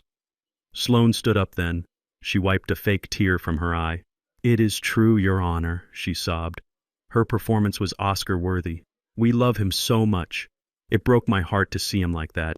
We tried to get him to see a doctor, but he got violent. He started talking about conspiracies and changing his name. We just want to protect him. Please, let us take care of him. We are the only family he has." I looked at her. She was crying crocodile tears, begging the court to give her the keys to the kingdom she had just tried to steal. Judge Harris looked at Darnell. "Mr. Freeman, do you agree with your wife's statement?" Darnell looked at me. I saw the conflict in his eyes. He knew it was a lie. He knew I was sane. But he also knew that if he admitted the truth, he was going to prison for fraud. Self-preservation won. "Yes, Your Honor," Darnell whispered, looking down. "My father. He is not himself. He needs help." The judge nodded slowly. He leaned back in his chair, tapping his pen on the bench. "This is a compelling argument," Judge Harris said. "The behavior in that video is disturbing. Mr. Freeman, you may be well dressed today, but mental illness can be volatile. I have a duty to protect vulnerable seniors from their own delusions." I felt a cold drop of sweat slide down my back. The trap was backfiring. I had played the role of the victim so well that I had convinced the judge I was actually a victim. If he granted them guardianship even temporarily, they could freeze my accounts. They could block my lawsuit. They could win. Hirsch leaned over to me. "We are losing him," he whispered. "We need to escalate." "I know," I whispered back. Judge Harris cleared his throat. "Based on the evidence presented, I am inclined to grant a temporary emergency guardianship to Darnell Freeman pending a full psychiatric evaluation of Mr. Montgomery Freeman." Sloan let out a small gasp of relief. A smile tugged at the corner of her mouth. She thought she had done it. She thought she had outsmarted M.J. Stone. "Wait, Your Honor," I said, my voice booming across the room. Judge Harris frowned. "Mr. Freeman, sit down. I am making my ruling." "I will not sit down," I said, "because you have not seen all the evidence. You have seen the movie they directed. But you have not heard the soundtrack." Mr. Freeman Gentry interrupted. "Stop this outburst. This is exactly the kind of erratic behavior we are talking about." I ignored him. I reached into my pocket and pulled out a small black USB drive. "Your Honor," I said, "that video was silent for a reason. Because if you heard what they were saying to me, you would not send me to a hospital. You would send them to jail." I held up the drive. "I have audio recordings of every single moment in that house," I said. "I have recordings of Sloan Freeman admitting she wanted to dump me at a shelter. I have recordings of Darnell Freeman conspiring to defraud M.J. Stone. And most importantly, I have a recording of what happened 5 minutes before that video of me eating scraps was taken." Sloan's face went white. She stopped crying instantly. I turned to Hirsch. "Play it." Hirsch plugged the drive into his laptop. He connected it to the court's audio system. Judge Harris looked intrigued. "I will allow it," he said. Gentry tried to object. "Your Honor, this is inadmissible. We do not know the source of these recordings." "It is my phone," I said. "The phone I kept in my pocket while your client treated me like a dog." Hirsch pressed play. The sound of Sloan's voice filled the courtroom. It was loud, clear, and undeniably her. "I do not care what Darnell says," the recording played. "I am not changing adult diapers for a man who did not leave us a dime. As soon as the ink is dry, I am driving him to the state border and dumping him." The courtroom gasped. Then Bradley's voice. "He is a liability. You want the Ferrari or not." Then Darnell's voice. "I know. I just feel bad. But we need the money." I looked at the judge. His face had hardened. The pity was gone. It was replaced by disgust. Sloan was shaking her head frantically. "That is not real. That is AI. He faked it."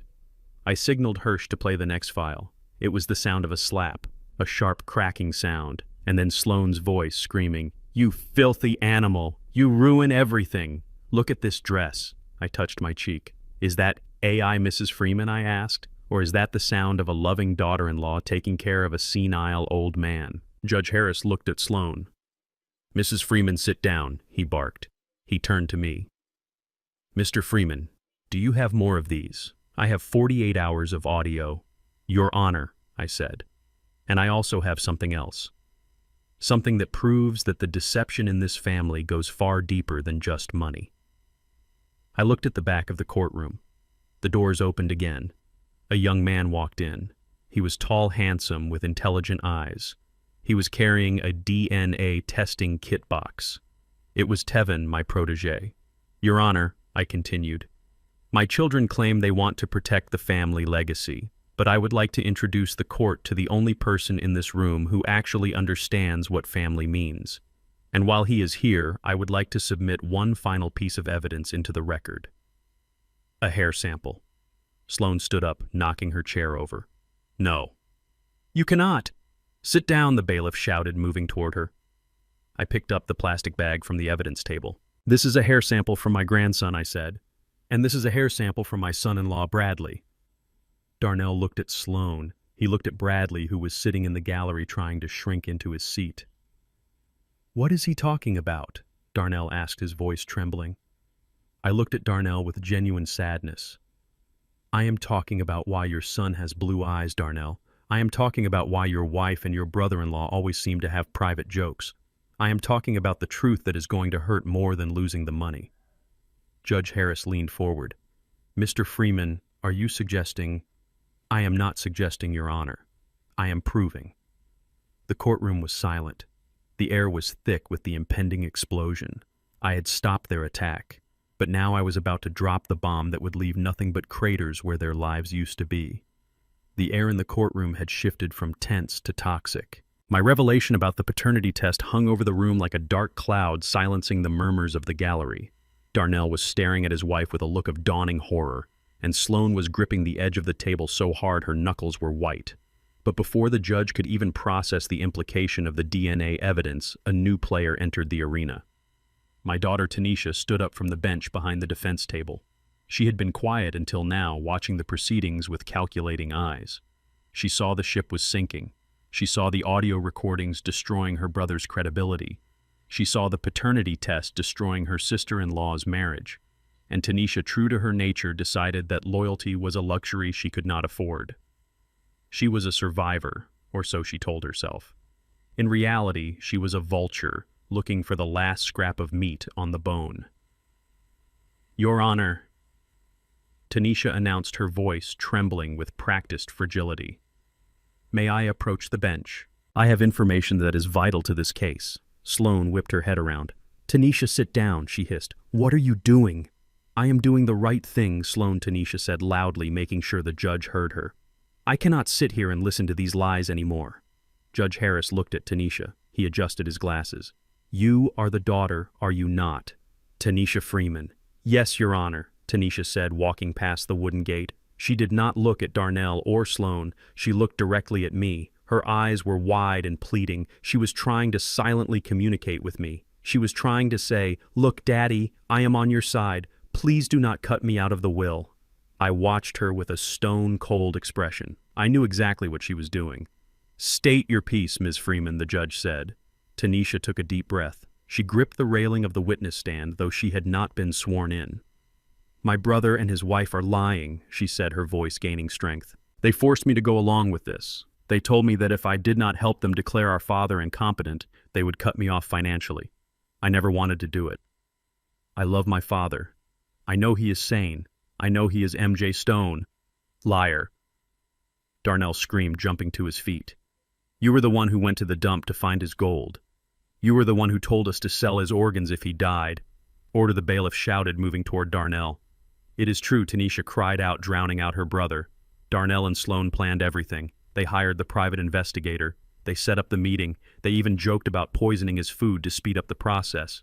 I was terrified of them, Your Honor. I am just a victim here. Please, you have to believe me. I beg the court to protect my father from these monsters." Sloane stood up, her face twisted in fury. "You little snake," she screeched. "You were begging for a cut of the money yesterday. You told me to push him down the stairs if he refused to sign." The courtroom erupted into chaos. It was a spectacle of absolute moral decay.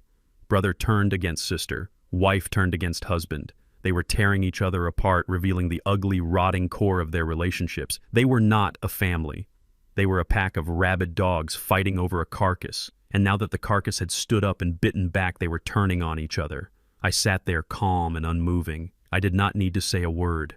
They were doing my work for me. I watched Tanisha sobbing fake tears, pointing an accusing finger at Sloane. I watched Darnell shouting profanities at his own sister. This was the legacy I had unknowingly built by spoiling them. This was the fruit of my leniency. "Enough," Judge Harris roared, slamming his gavel down with such force that it sounded like a gunshot. The room fell silent instantly. Darnell sank back into his chair, panting. Sloane looked like she wanted to murder someone.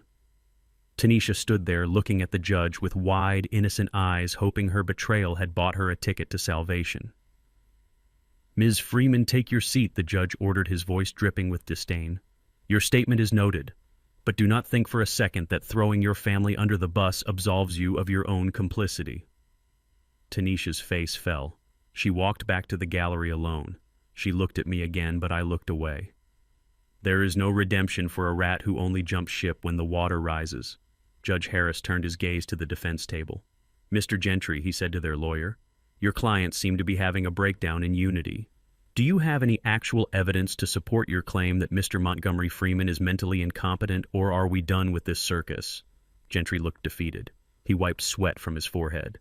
Your Honor, we stand by the video evidence submitted earlier. The plaintiff's behavior was erratic.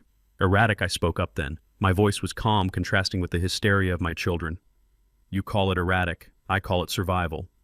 Your Honor, my daughter just testified that there was a plot to harm me. My son just admitted they were looking for my gold. But words can be retracted. Lies can be spun. I prefer to deal in absolutes. I nodded to Mr. Hirsch. We have one final piece of evidence, Your Honor, Hirsch said. The defense showed you a video that was edited to tell a lie. We would like to show you the raw footage, the unedited truth of what happened inside that house, specifically the events of yesterday morning, the events that led to my client leaving the premises. I object, Gentry said weakly. We have not reviewed this footage, overruled Judge Harris snapped. If your clients have nothing to hide, they should not be afraid of a movie night. Play the tape. Hirsch connected his laptop to the court system again. The large screen flickered to life. The image was crisp and clear. It was a high-definition, wide-angle shot of the living room in the Freeman mansion. The timestamp in the corner read 8:15 a.m. On the screen, I was standing by the table looking old and frail in my gardening clothes. Darnell was fixing his tie in the mirror. Sloan was holding the pitcher of iced tea. The audio was crystal clear. Do you remember what happened on this day 15 years ago? My voice on the screen asked. Then Darnell's voice. Why do you have to be so morbid? I was busy, Dad. The courtroom watched in silence. They saw the disrespect. They heard the callousness. But that was just the warm-up. Then came the stumble. On the screen, I tripped. The pitcher tipped. The tea splashed onto Sloan's dress. The reaction was visceral. The entire courtroom watched as Sloan's face transformed into a mask of pure evil. They heard her scream, "You filthy animal!" And then they saw it. The slap was even more shocking on the big screen. Sloan's hand connected with my face with a brutal force. My head snapped back. My glasses flew across the room. A collective gasp went through the gallery. Several jurors put their hands over their mouths. Even the bailiff looked away, disgusted. But the video did not stop there. It continued. It showed Darnell standing there watching his wife assault his father. It showed me looking at him pleading silently for help, and it showed Darnell looking down at his shoes saying, "You should have been more careful, Dad. Sloan is under a lot of stress." The video ended. Hirsch froze the frame on the image of me standing with a red mark on my face, looking completely alone in a house full of enemies. I looked at the judge. His face was red with suppressed anger. He was gripping his gavel so hard his knuckles were white.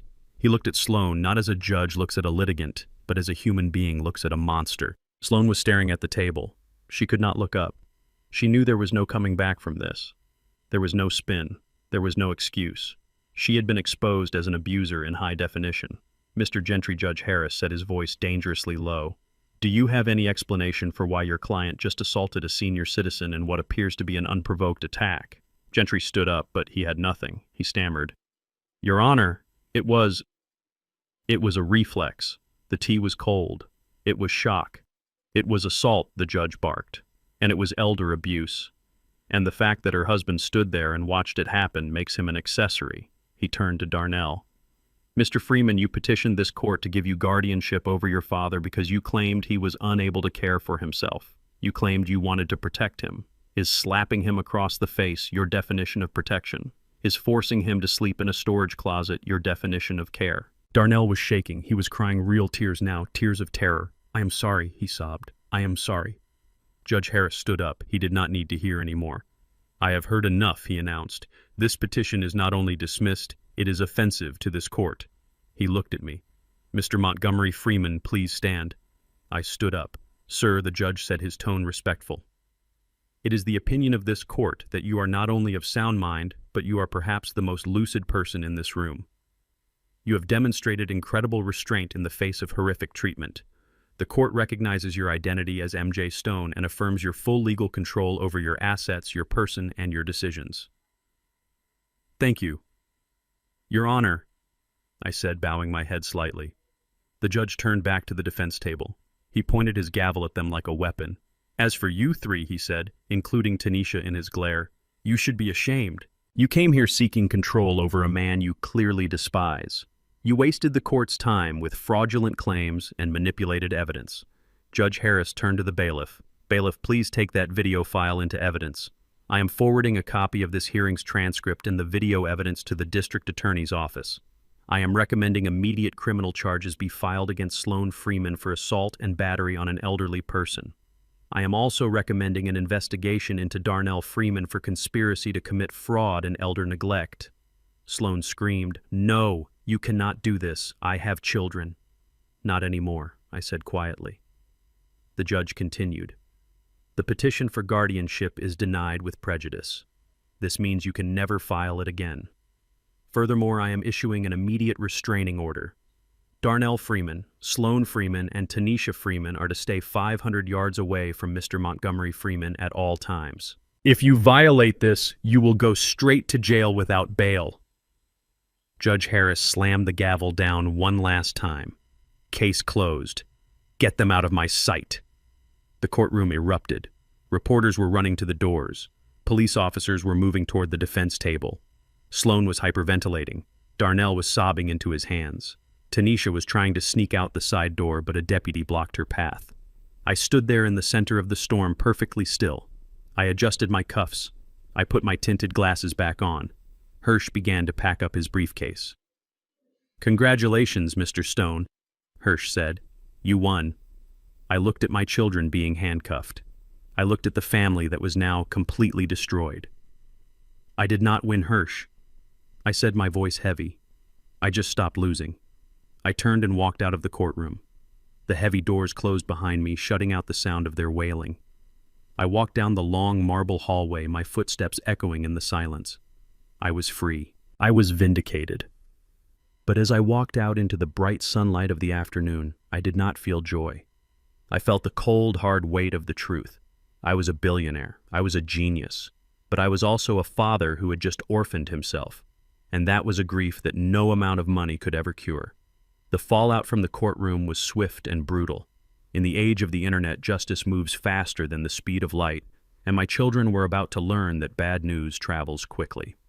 Within 2 hours of the judge banging his gavel, the video of Sloan slapping me had been uploaded to every major social media platform. It had millions of views. The title was simply, "The Ungrateful Daughter-in-Law." Sloan tried to return to her life as if nothing had happened. She drove straight from the courthouse to her luxury real estate brokerage in Buckhead. She thought she could spin the narrative. She thought she could tell her boss that it was a deep fake or a misunderstanding. But when she swiped her key card at the glass entrance, the light turned red. She tried again, red. Her boss, a woman named Catherine, who had tolerated Sloan's arrogance only because she brought in sales, walked to the door. She did not open it. She simply taped a piece of paper to the glass. It was a termination notice. Sloan started banging on the door, screaming that she was a top producer. Catherine just pointed to her phone, mouthing the words, "We saw the video." Sloan turned around to see her coworkers staring at her through the glass. They were not looking at her with envy anymore. They were looking at her with the same disgust she had shown me when I wore my gardening clothes. Her phone buzzed. It was an email from the Atlanta Women's Charity League. Her membership had been revoked, effective immediately. The social ladder she had spent 15 years climbing had just collapsed, and she was free falling into social oblivion. Meanwhile, Bradley was facing a different kind of terror. The startup investors he had bragged about to me were not legitimate venture capitalists. They were loan sharks operating out of a strip mall in Decatur. Bradley had borrowed $50,000 from them to fund his lifestyle while waiting for my money to come through. He had promised them a double return by Friday. I watched through the GPS tracker on his car as he drove frantically around the city. He stopped at 3 different banks trying to get a cash advance. Every card was declined. My legal team had already frozen Darnell's assets, and since Bradley and Sloan's finances were entangled with Darnell's, they were locked out of everything. Bradley's phone rang. I could hear the conversation through the bug in his car. A deep voice on the other end said simply, "Time is up, Bradley. We are coming for the car, and maybe a few fingers." Bradley threw the phone out the window and sped off weeping like a child. He was discovering that the street justice he had mocked me for was very real, and it did not care about his polo shirt or his golf handicap. By the next morning, the destruction had reached the foundation. Darnell had managed to post bail using a bondsman leveraging the last piece of jewelry Sloan had not pawned. He returned to the mansion hoping to regroup and formulate a plan. He thought he still had the house. He thought he still had a roof over his head. But when he pulled into the driveway, he saw the flashing blue lights of the sheriff's department. 2 moving trucks were already parked on the lawn. Men in uniforms were carrying out the Italian leather sofa. They were carrying out the 85-inch television. They were emptying the house. Darnell ran out of his car screaming, "What are you doing? You cannot do this. I own this house." The sheriff, a large man who had clearly seen the viral video, stepped in front of him. He did not look amused. "Mr. Freeman," he said, handing Darnell a thick packet of papers. "We are executing a foreclosure order. This property has been seized." "Foreclosure," Darnell stammered. "That is impossible. The mortgage is paid. I pay it every month." "You missed the last 3 payments," the sheriff said. "But that is not why we are here. The bank sold the note on this house 6 months ago. The new note holder called in the debt immediately upon the trigger of a criminal investigation clause in your contract." Darnell looked at the paper. His eyes scanned the legal jargon until they landed on the name of the new note holder. Stone Holdings, LLC. Darnell dropped the paper. He fell to his knees on the manicured grass. It was not a bank. It was me. I had bought the mortgage on his house the same week I returned to Atlanta. I knew Darnell was over-leveraged. I knew he was living paycheck to paycheck to maintain appearances. I had held the note waiting for the perfect moment to pull the rug out. And now, as he watched his life being carried out in cardboard boxes, he realized the extent of my control. He looked up at the bedroom window. Sloane was leaning out, screaming at the movers not to touch her furs. She looked deranged. Her hair was unwashed, her makeup smeared. Sloane. Darnell yelled, "Get out. It is over. Dad owns the house." Sloane froze. She looked down at Darnell. Then she looked at the paper on the grass. She let out a scream of pure frustration and slammed the window shut. But 5 minutes later, a deputy escorted her out the front door. She was holding a single Louis Vuitton bag, clutching it like a life preserver. The neighbors were watching. The same neighbors Sloane had tried to impress with her parties and her lies. They stood on their porches, phones out, recording the downfall of the Freemans. Sloane tried to hide her face, but there was nowhere to hide. The spotlight she had always craved was finally on her, and it was burning her alive. Night fell, and the temperature dropped. The Freeman family sat in Darnell's luxury SUV parked in the lot of a 24-hour gas station. It was the only place they could go. Their credit cards were frozen. Their friends had blocked their numbers. The hotels required a deposit they could not pay.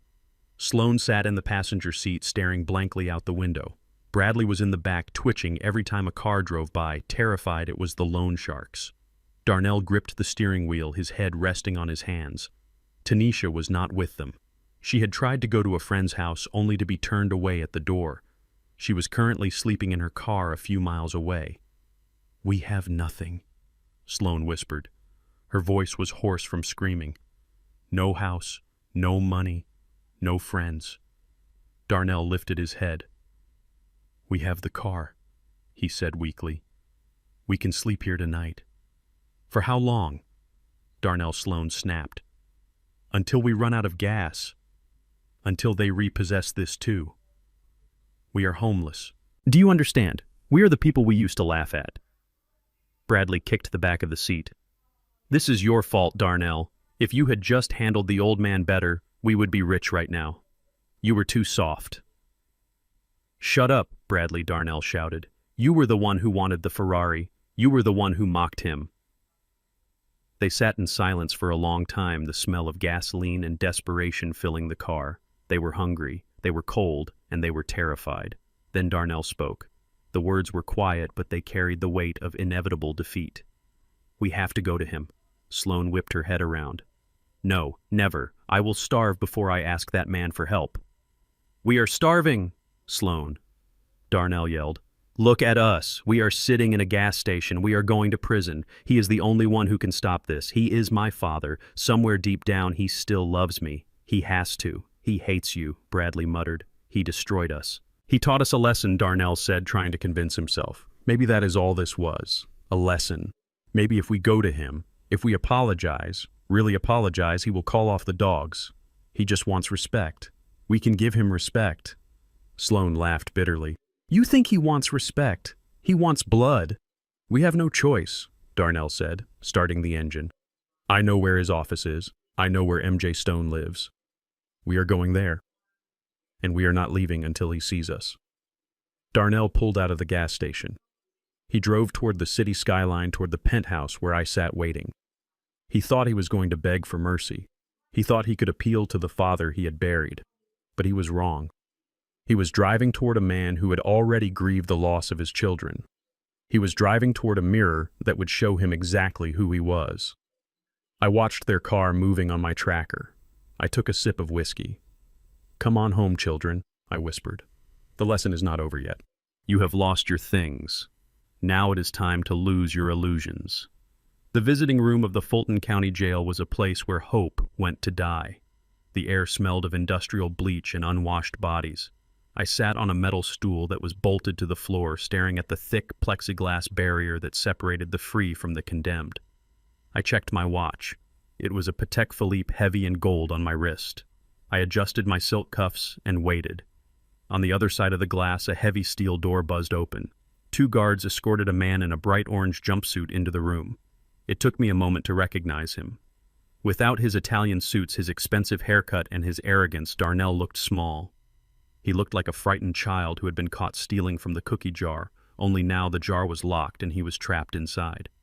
He sat down, his chains rattling against the metal table. He picked up the black phone receiver with trembling hands. I picked up mine. "Dad," Darnell choked out. His voice was tinny through the receiver, cracking with emotion. "Dad, thank God you came. You have to get me out of here. It is a nightmare. The food is inedible. The other inmates, they look at me like I am prey. I cannot survive in here, Dad. I am not built for this." I looked at him. I looked at the dark circles under his eyes. I looked at the way his lip quivered. "You are built for whatever you create, Darnell," I said calmly. "You built this cell brick by brick. Every lie was a brick. Every stolen dollar was a brick. You constructed this reality for yourself." "No," Darnell pleaded, leaning forward until his forehead touched the glass. "No, Dad. It was Sloan. I told you. She manipulated me. She controlled the finances. She made me sign those papers. I wanted to call you. I wanted to help you, but she threatened to take the kids. She threatened to divorce me. I was a hostage in my own home. Please, Dad, you have the money now. You are MJ Stone. You can post bail. You can hire the best lawyers. Just get me out and I swear I will sign everything over to you. I will work for you. I will drive trucks. Just please do not leave me here." I listened to him beg. I listened to him blame his wife. I listened to him try to bargain with a life he no longer owned. It was pathetic. But more than that, it was insulting. "I did not come here to bail you out, Darnell," I said, my voice cutting through his sobbing. "I came here to give you something you have owed me for 15 years. Darnell blinked, wiping tears from his face with his cuffed hands. "What? What do you mean?" "Money. Do you need money?" "I need your attention," I said. "For 15 years I have been invisible to you, but today you are going to look at me, you are going to listen to me, and you are not going to interrupt." Darnell fell silent. He sensed the shift in the atmosphere.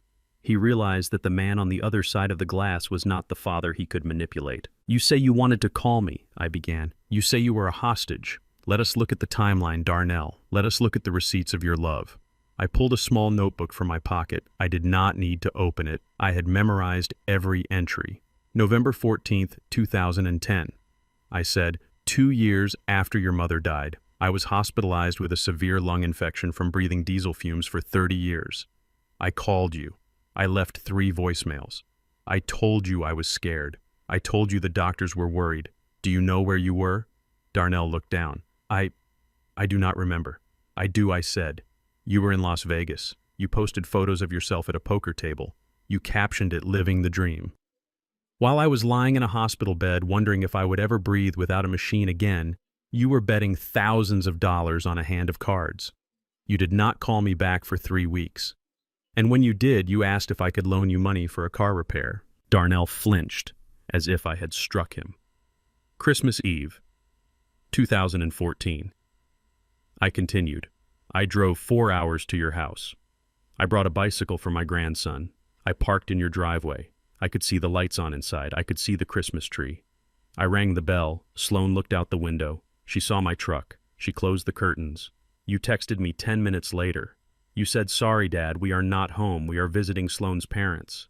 I sat in my truck and watched you eat dinner through the window. I ate a cold sandwich from a gas station and drove home alone.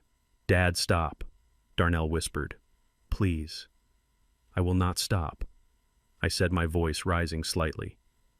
July 4th, 2018. I lost my commercial driver's license because my eyesight was failing. It was the day I lost my livelihood. It was the day I became useless to the world.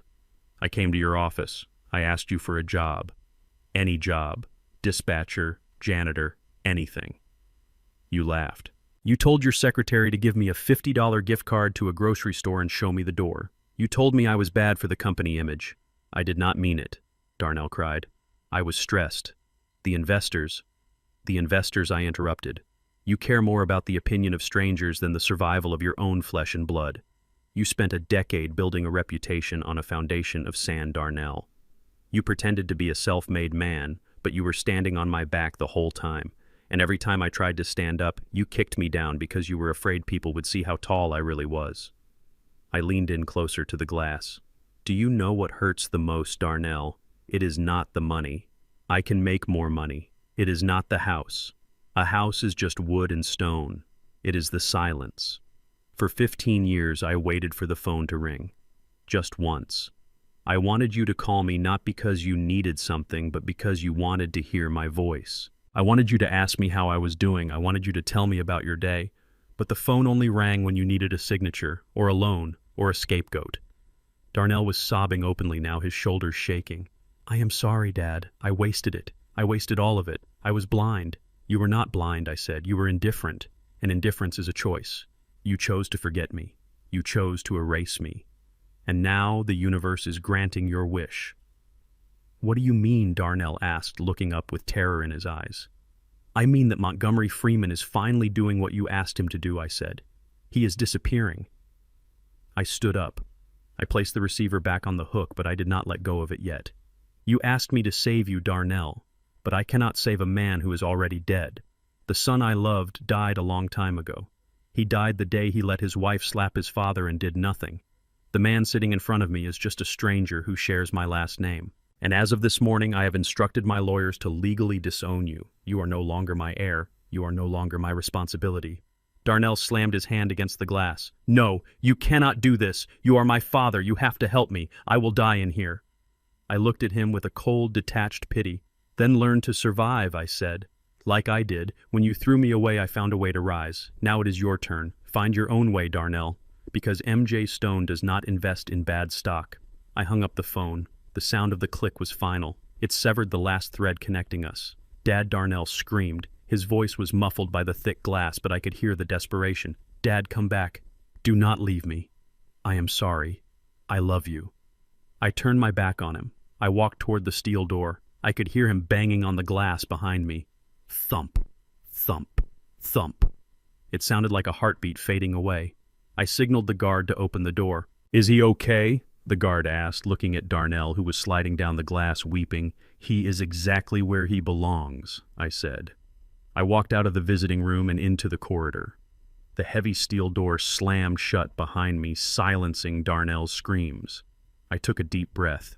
The air in the hallway was still stale, but to me it smelled like freedom. I had carried the weight of my son's rejection for 15 years. It had bent my back and broken my heart. But today I had put that weight down. I had returned the burden to the person who created it. I walked out of the jail and into the bright Atlanta sunlight. Mr. Hirsch was waiting by the limousine. How did it go? Hirsch asked, opening the door for me. It is done, I said, sliding into the seat. The past is buried. Hirsch closed the door. Where to now, Mr. Stone? I looked at the city skyline. I looked at the future that was wide open and waiting for me. Take me to the office, Hirsch, I said. We have a company to run, and I have a grandson to meet. As the car pulled away, I did not look back at the jail. I did not mourn the man in the orange jumpsuit. I had shed my old skin, and with it my old pain. Montgomery Freeman was a memory. M.J. Stone was the reality, and M.J. Stone had work to do. The press conference was held in the atrium of the Stone Holdings Tower, a space of glass and steel that reached up toward the heavens like a cathedral of commerce. I stood at the podium looking out at a sea of reporters and flashing cameras. Next to me stood Tevin. He was 30 years old, wearing a suit that fit him perfectly, not because it was expensive, but because he carried himself with the dignity of a man who had earned his place. Tevin was the son of the nurse who had cared for me during my heart surgery 5 years ago. When my own children were too busy spending my money to visit me, Tevin had sat by my bedside reading me the newspaper and listening to my stories about the trucking industry. He did not know I was rich. He just thought I was a lonely old man who needed a friend. I had paid for his business school tuition anonymously and hired him as an intern under the name M.J. Stone. He had worked his way up from the mailroom to the boardroom, never once asking for a handout. I leaned into the microphone.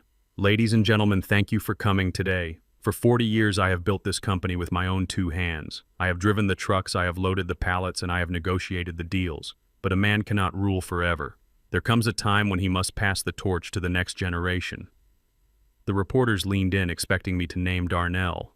They did not know Darnell was currently sitting in a jail cell. They did not know the drama that had unfolded just hours before.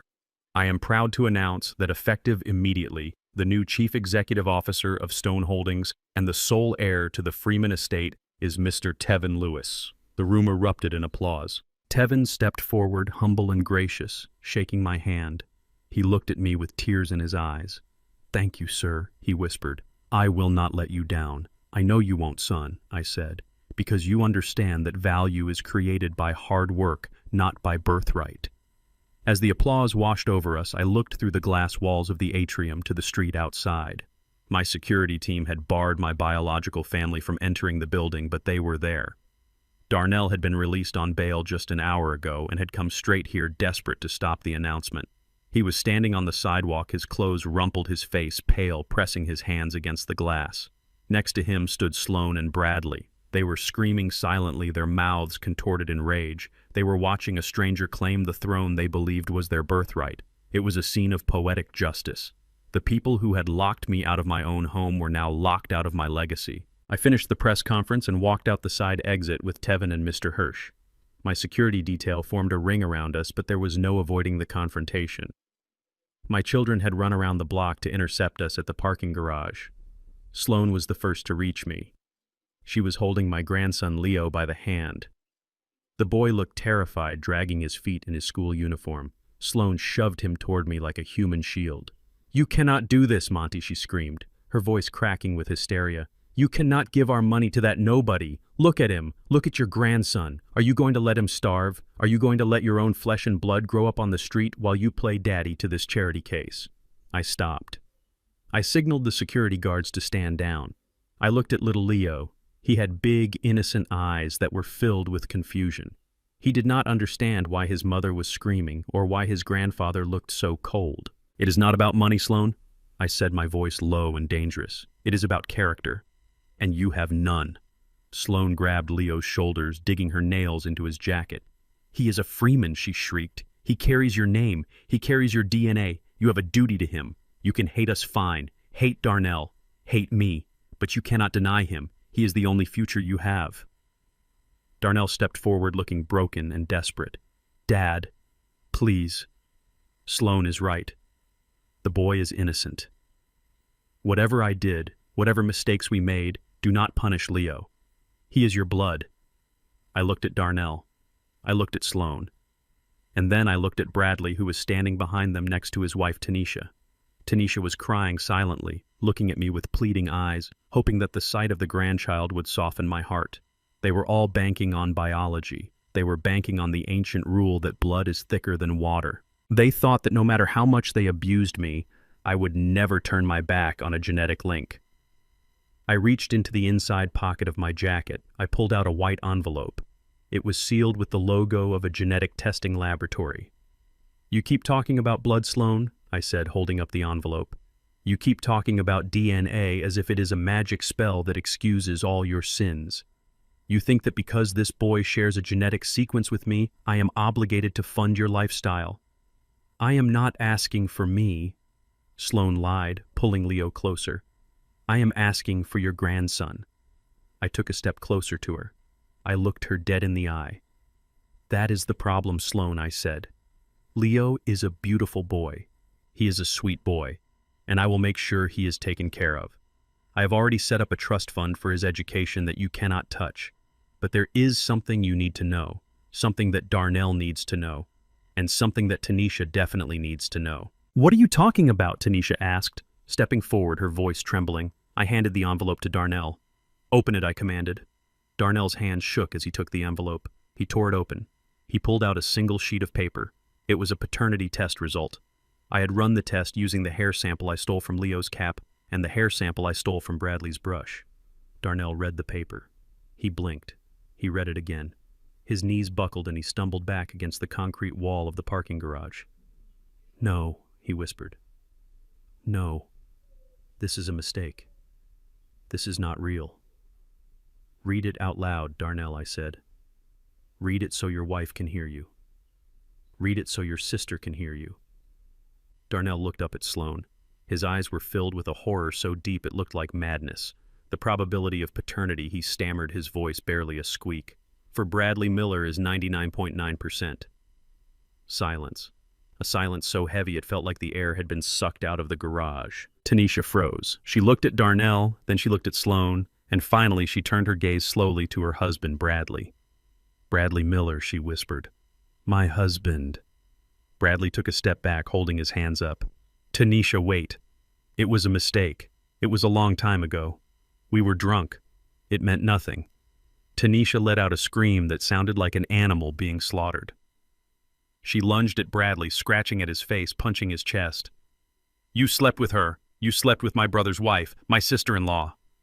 Sloan tried to back away, but Darnell was faster. The man who had been a doormat for 15 years, the man who had let his wife control his every move, finally snapped. He dropped the paper and grabbed Sloan by the arm, spinning her around. You cheated on me, he roared. With him, with Bradley, in my house. While I was at work paying for your clothes and your cars, you were sleeping with my sister's husband. Sloan did not deny it. She did not cry. She just looked at him with pure venom. Because you are not a man, Darnell, she spat in his face. You are a weak, pathetic little boy. Bradley was the only real man in this family. At least he knew how to take what he wanted. Darnell raised his hand. For a second I thought he was going to hit her. But he didn't. He just let her go, pushing her away with disgust. He looked at Leo, the boy he thought was his son, the boy he had raised for 8 years. Is he even mine? Darnell whispered. Is any of it mine? Sloan laughed, a cruel, dry sound. Nothing is yours, Darnell. You never owned anything. Not the company, not the house, and not even your son. You were just the bank account. Tanisha was on the ground now, sobbing hysterically, rocking back and forth. Her entire world had collapsed. Her husband was a traitor, her sister-in-law was a predator, her brother was a cuckold, and her father, the only stable force she had ever known, was standing there watching it all with eyes of ice. I walked over to Tanisha. I did not help her up. I simply looked down at her. You wanted the truth, Tanisha, I said. You stood in that courtroom and said you wanted justice. This is what justice looks like. It strips away the lies until there is nothing left but the ugly reality. I turned to Darnell, who was staring at the wall, completely catatonic. And you, Darnell, I said, you wanted to protect your family. You sacrificed your father to keep your wife happy. Now you see what that sacrifice bought you. You sold your soul for a woman who despised you and a life that was a lie. I looked at Sloan. She was standing defiant, adjusting her jacket, but I could see the fear in her eyes. She knew she had lost everything. Darnell would divorce her. Tanisha would destroy her. And she had no money to fight back. I signaled to Tevin. Let us go. We walked toward the limousine. Behind us, the sounds of the family fighting escalated. Tanisha was screaming at Sloan. Bradley was trying to run away. Darnell was sliding down the wall, weeping. I opened the car door. I looked back one last time. Leo was standing in the middle of the chaos, holding his Batman backpack, looking around with wide, frightened eyes. He was the only innocent victim in this war. Hirsch, I said as I got into the car. Call Child Protective Services. Tell them there is a domestic disturbance and an endangered minor at this location. And call the trust attorney. Make sure Leo's fund is secure so that when he turns 18, he can get as far away from these people as possible. You are a good man, Monty Hirsch said, closing the door. I am not a good man, I said, leaning back into the seat as the car pulled away. A good man would have saved them from themselves. I am just a gardener, Hirsch, and sometimes to save the garden you have to pull up the weeds even if the roots run deep. We drove out of the garage, leaving the screams of the Freeman family behind us. They were no longer my problem. They were just strangers fighting in a parking lot, victims of their own greed and lust. I had Tevin sitting across from me studying a file on our next acquisition. That was my future. The past was dead, and I had just thrown the last shovel of dirt on its grave. The months that followed the trial were a slow descent into a reality that my children had never prepared for. Justice is not always a gavel banging in a courtroom. Sometimes justice is the quiet, relentless grind of everyday life when you have been stripped of your privilege. Darnell was sentenced to 5 years in a minimum security facility for fraud and embezzlement. It was a light sentence by some standards, but for a man who had never worn anything cheaper than cashmere, it was a life sentence of humiliation. I received updates from his lawyer occasionally. Darnell was working in the prison laundry. The hands that used to sign checks he did not own were now folding sheets for other inmates. He had lost 30 pounds. The arrogance that had defined him was gone, replaced by a hollow shell of a man who spent his days staring at a concrete wall, wondering where it all went wrong. He wrote me letters every week. I never opened them. I had a box in my office where I deposited them unread. I did not need to read his apologies because apologies born from desperation are just another form of manipulation. Sloane faced a different kind of prison. She avoided jail time by pleading no contest to the assault charge and agreeing to 5 years of probation, but her social life was a death sentence. The video of her slapping me had made her the most hated woman in Atlanta. She could not walk into a grocery store without people whispering. She could not get a job in real estate because no broker would hire a liability. I heard from a mutual acquaintance that she was working the night shift at a diner on the outskirts of the city. A woman who once threw a fit because her white wine was too warm was now scrubbing grease off unparalleled tables and serving coffee to truck drivers who tipped in quarters. She was living the life she had mocked me for. Every time she wiped a table, she had to look at her own reflection in the Formica and see the woman who threw away a fortune for the sake of her ego. Bradley had fled the state to escape his debts, leaving Tanisha to deal with the fallout of their sham marriage. Tanisha moved into a small studio apartment. She worked as a receptionist at a dental office, answering phones and being ignored by people who were wealthier than she was. She was alone.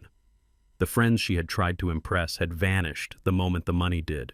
They were all living the nightmare they had created, and there was no waking up because this was not a dream. It was the bill coming due. While my biological family was disintegrating, my chosen family was rising. The transition of power at Stone Holdings was seamless. Tevin Lewis did not just step into the role of CEO, he inhabited it with a grace that Darnell never possessed. I spent my days in the office not as a boss, but as a mentor.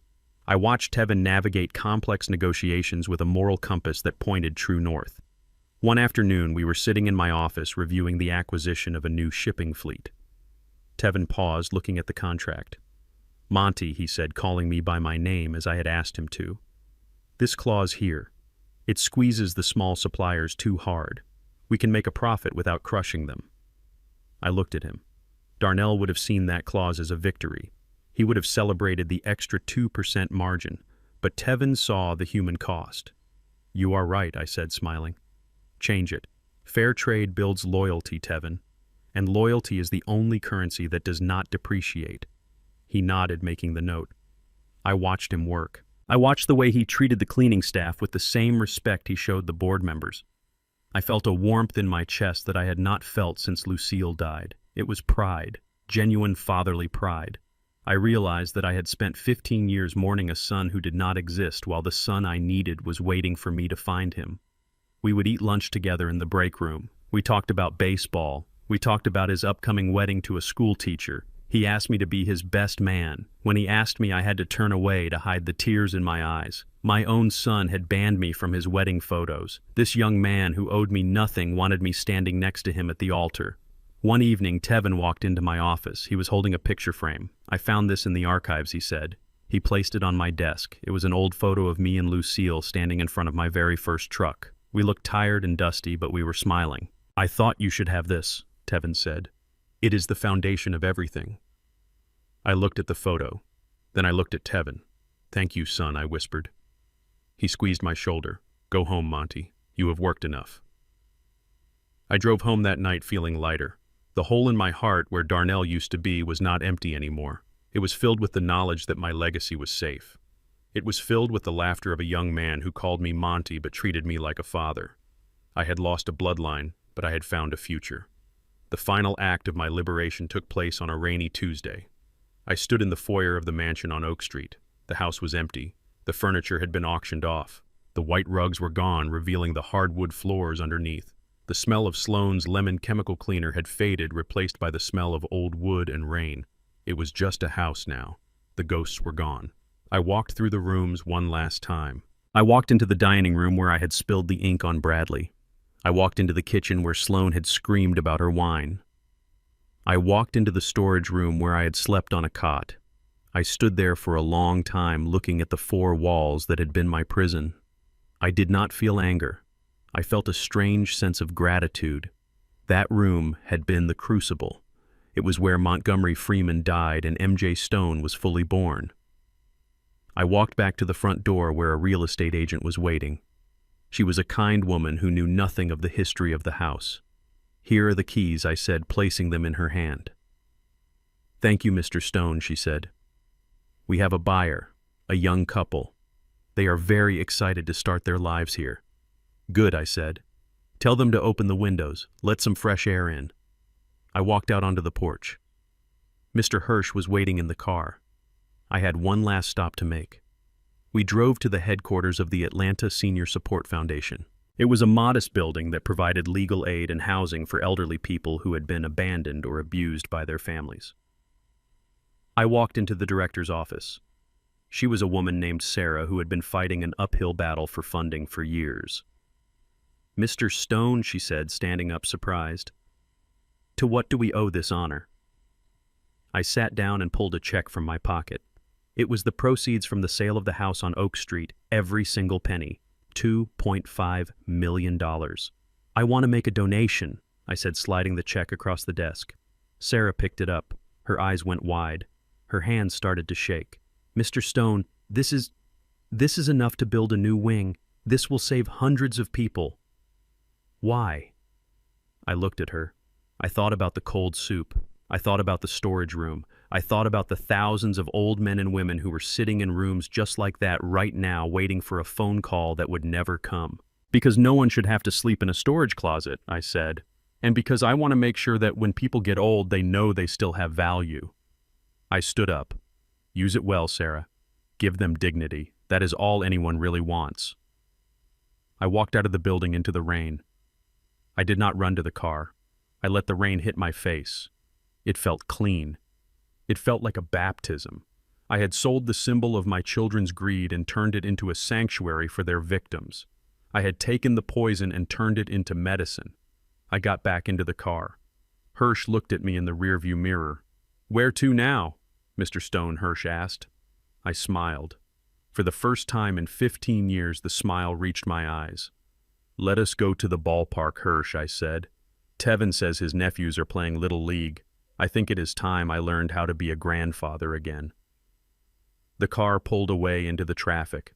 I watched the city pass by. I was 68 years old. I had been broken. I had been betrayed. I had been dead in the eyes of the law. But as I watched the world moving outside my window, I knew one thing for certain.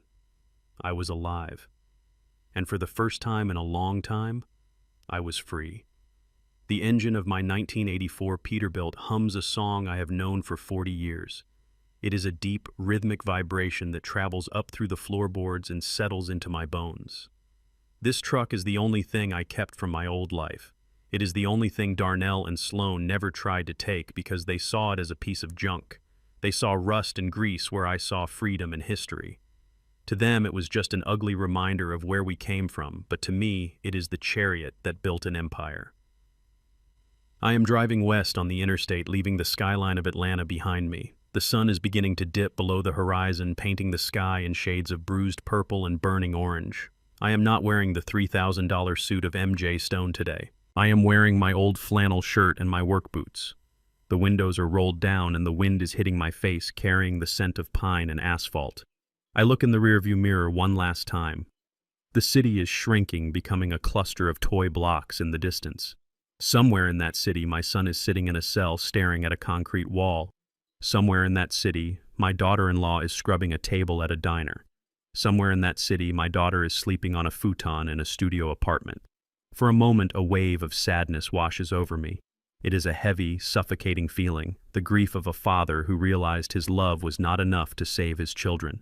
I think about the birthdays I missed because I was on the road trying to earn enough money to buy them the things they wanted. I think about the tuition checks I signed, the cars I bought, the mistakes I forgave over and over again. I spent a lifetime trying to pave the road for them so they would never have to hit a bump. But I realized too late that by smoothing the path, I denied them the chance to learn how to walk. I crippled them with my generosity. I turned them into invalids of character who could not survive without my crutch. But as the city disappears completely from the mirror, the sadness lifts. It is replaced by a profound sense of peace. I did not destroy my family. I simply stopped holding it together with my own blood. I stopped being the host for their parasitic ambition. I am driving toward a new horizon now. I have a business to run with a young man who respects me. I have a grandson to protect. I have a legacy that will finally stand for something good. The road ahead is long, but the windshield is wide, and for the first time in 15 years, I'm excited to see what is around the next bend. This brings me to the hard truth that I want to share with you. The lesson that cost me my family but saved my soul. We live in a world that tells us forgiveness is always a virtue. We are told that family is everything, and that we must endure abuse simply because we share DNA. But I am here to tell you that is a lie. A name is just a collection of letters on a page. I changed my name from Montgomery Freeman to MJ Stone in a single afternoon. The judge stamped a paper, and it was done. But changing my name did not change who I was. I was still the same man with the same heart and the same values. My children, however, proved that you cannot change your nature. Darnell could wear a $5,000 suit, but he was still a thief at heart. Sloane could live in a mansion, but she still had the soul of a beggar. You cannot paint over rot and expect the house to stand. The most dangerous thing you can do is let your love blind you to the reality of who people are. I spent years making excuses for them. I told myself they were just stressed. I told myself they were just ambitious. I told myself they would grow out of it. But when someone shows you they are a monster, believe them the first time. Do not let your kindness become the food that nourishes the demons who want to devour you. There is a difference between being a provider and being a prey. I was a prey for 15 years. I let them eat my dignity, my joy, and my peace. And what did I get in return? I got a slap in the face and a bed in a storage closet. If you are holding on to a relationship simply because of history or biology, you are digging your own grave. You have to be willing to cut the rope even if it hurts, especially if it hurts. Because if you do not cut the rope, they will drag you down into the abyss with them. I learned that respect is not given, it is commanded. When I was the nice old man asking for a place to sleep, they treated me like trash. When I became the powerful billionaire who demanded order, they feared me. It is a sad commentary on human nature, but it is the truth. Some people do not speak the language of love. They only speak the language of power. And sometimes the most loving thing you can do for yourself is to speak their language back to them until they understand that you are not to be trifled with. And now I turn the wheel over to you, my friends. I have bared my soul and shared the darkest chapter of my life with you. I am sitting here in the cab of this truck, wondering if I did the right thing. It is easy to feel righteous when you are winning, but in the quiet moments, the doubt still creeps in. So I want to know what you think. If you were in my shoes, would you have signed that check to bail Darnell out of jail? Would you have given Sloane one more chance for the sake of the grandchild? Or would you have done exactly what I did and burned the bridge to light the way forward? I want you to be honest with me. Have you ever had to cut off a family member to save your own sanity? Have you ever been the one who was underestimated and forgotten only to rise up and prove them wrong? Please leave your thoughts in the comments section below. I read every single one of them. Your stories give me strength and remind me that I am not alone on this road. If this story resonated with you, if you felt the anger and the vindication, please hit that like button. It helps more people find this message. And if you have not already, please subscribe to the channel. I have many more stories to tell, stories about justice, about resilience, and about the long, winding road of life. Thank you for listening to an old truck driver. Thank you for riding shotgun with me on this journey. The sun is almost gone now, but the stars are coming out, and they look brighter tonight than they have in a very long time. Keep your hands on the wheel and your eyes on the road. And remember, never let anyone treat you like a passenger in your own life. You are the driver. You always have been. Until next time, take care of yourselves and take care of the ones who truly deserve your love. Goodbye for now. The road has taught me that you cannot carry someone who refuses to walk. For years, I thought love meant shielding my children from every storm. But I realized that by building a roof over their heads, I blocked them from seeing the stars. True generosity is not about giving people what they want. It is about giving them the tools to earn what they need. If you keep filling a cup that has a hole in the bottom, you are not being kind, you are just wasting water. You must have the courage to stop pouring and let them fix their own cracks before they drain you dry. Now I turn the wheel over to you. If you stood in that courtroom, would you have offered mercy, or would you have let the gavel fall just as I did? I read every comment because your wisdom fuels my journey. If this story sparked a fire in you, hit that like button and subscribe for more tales from the road. Until next time, keep your eyes on the horizon.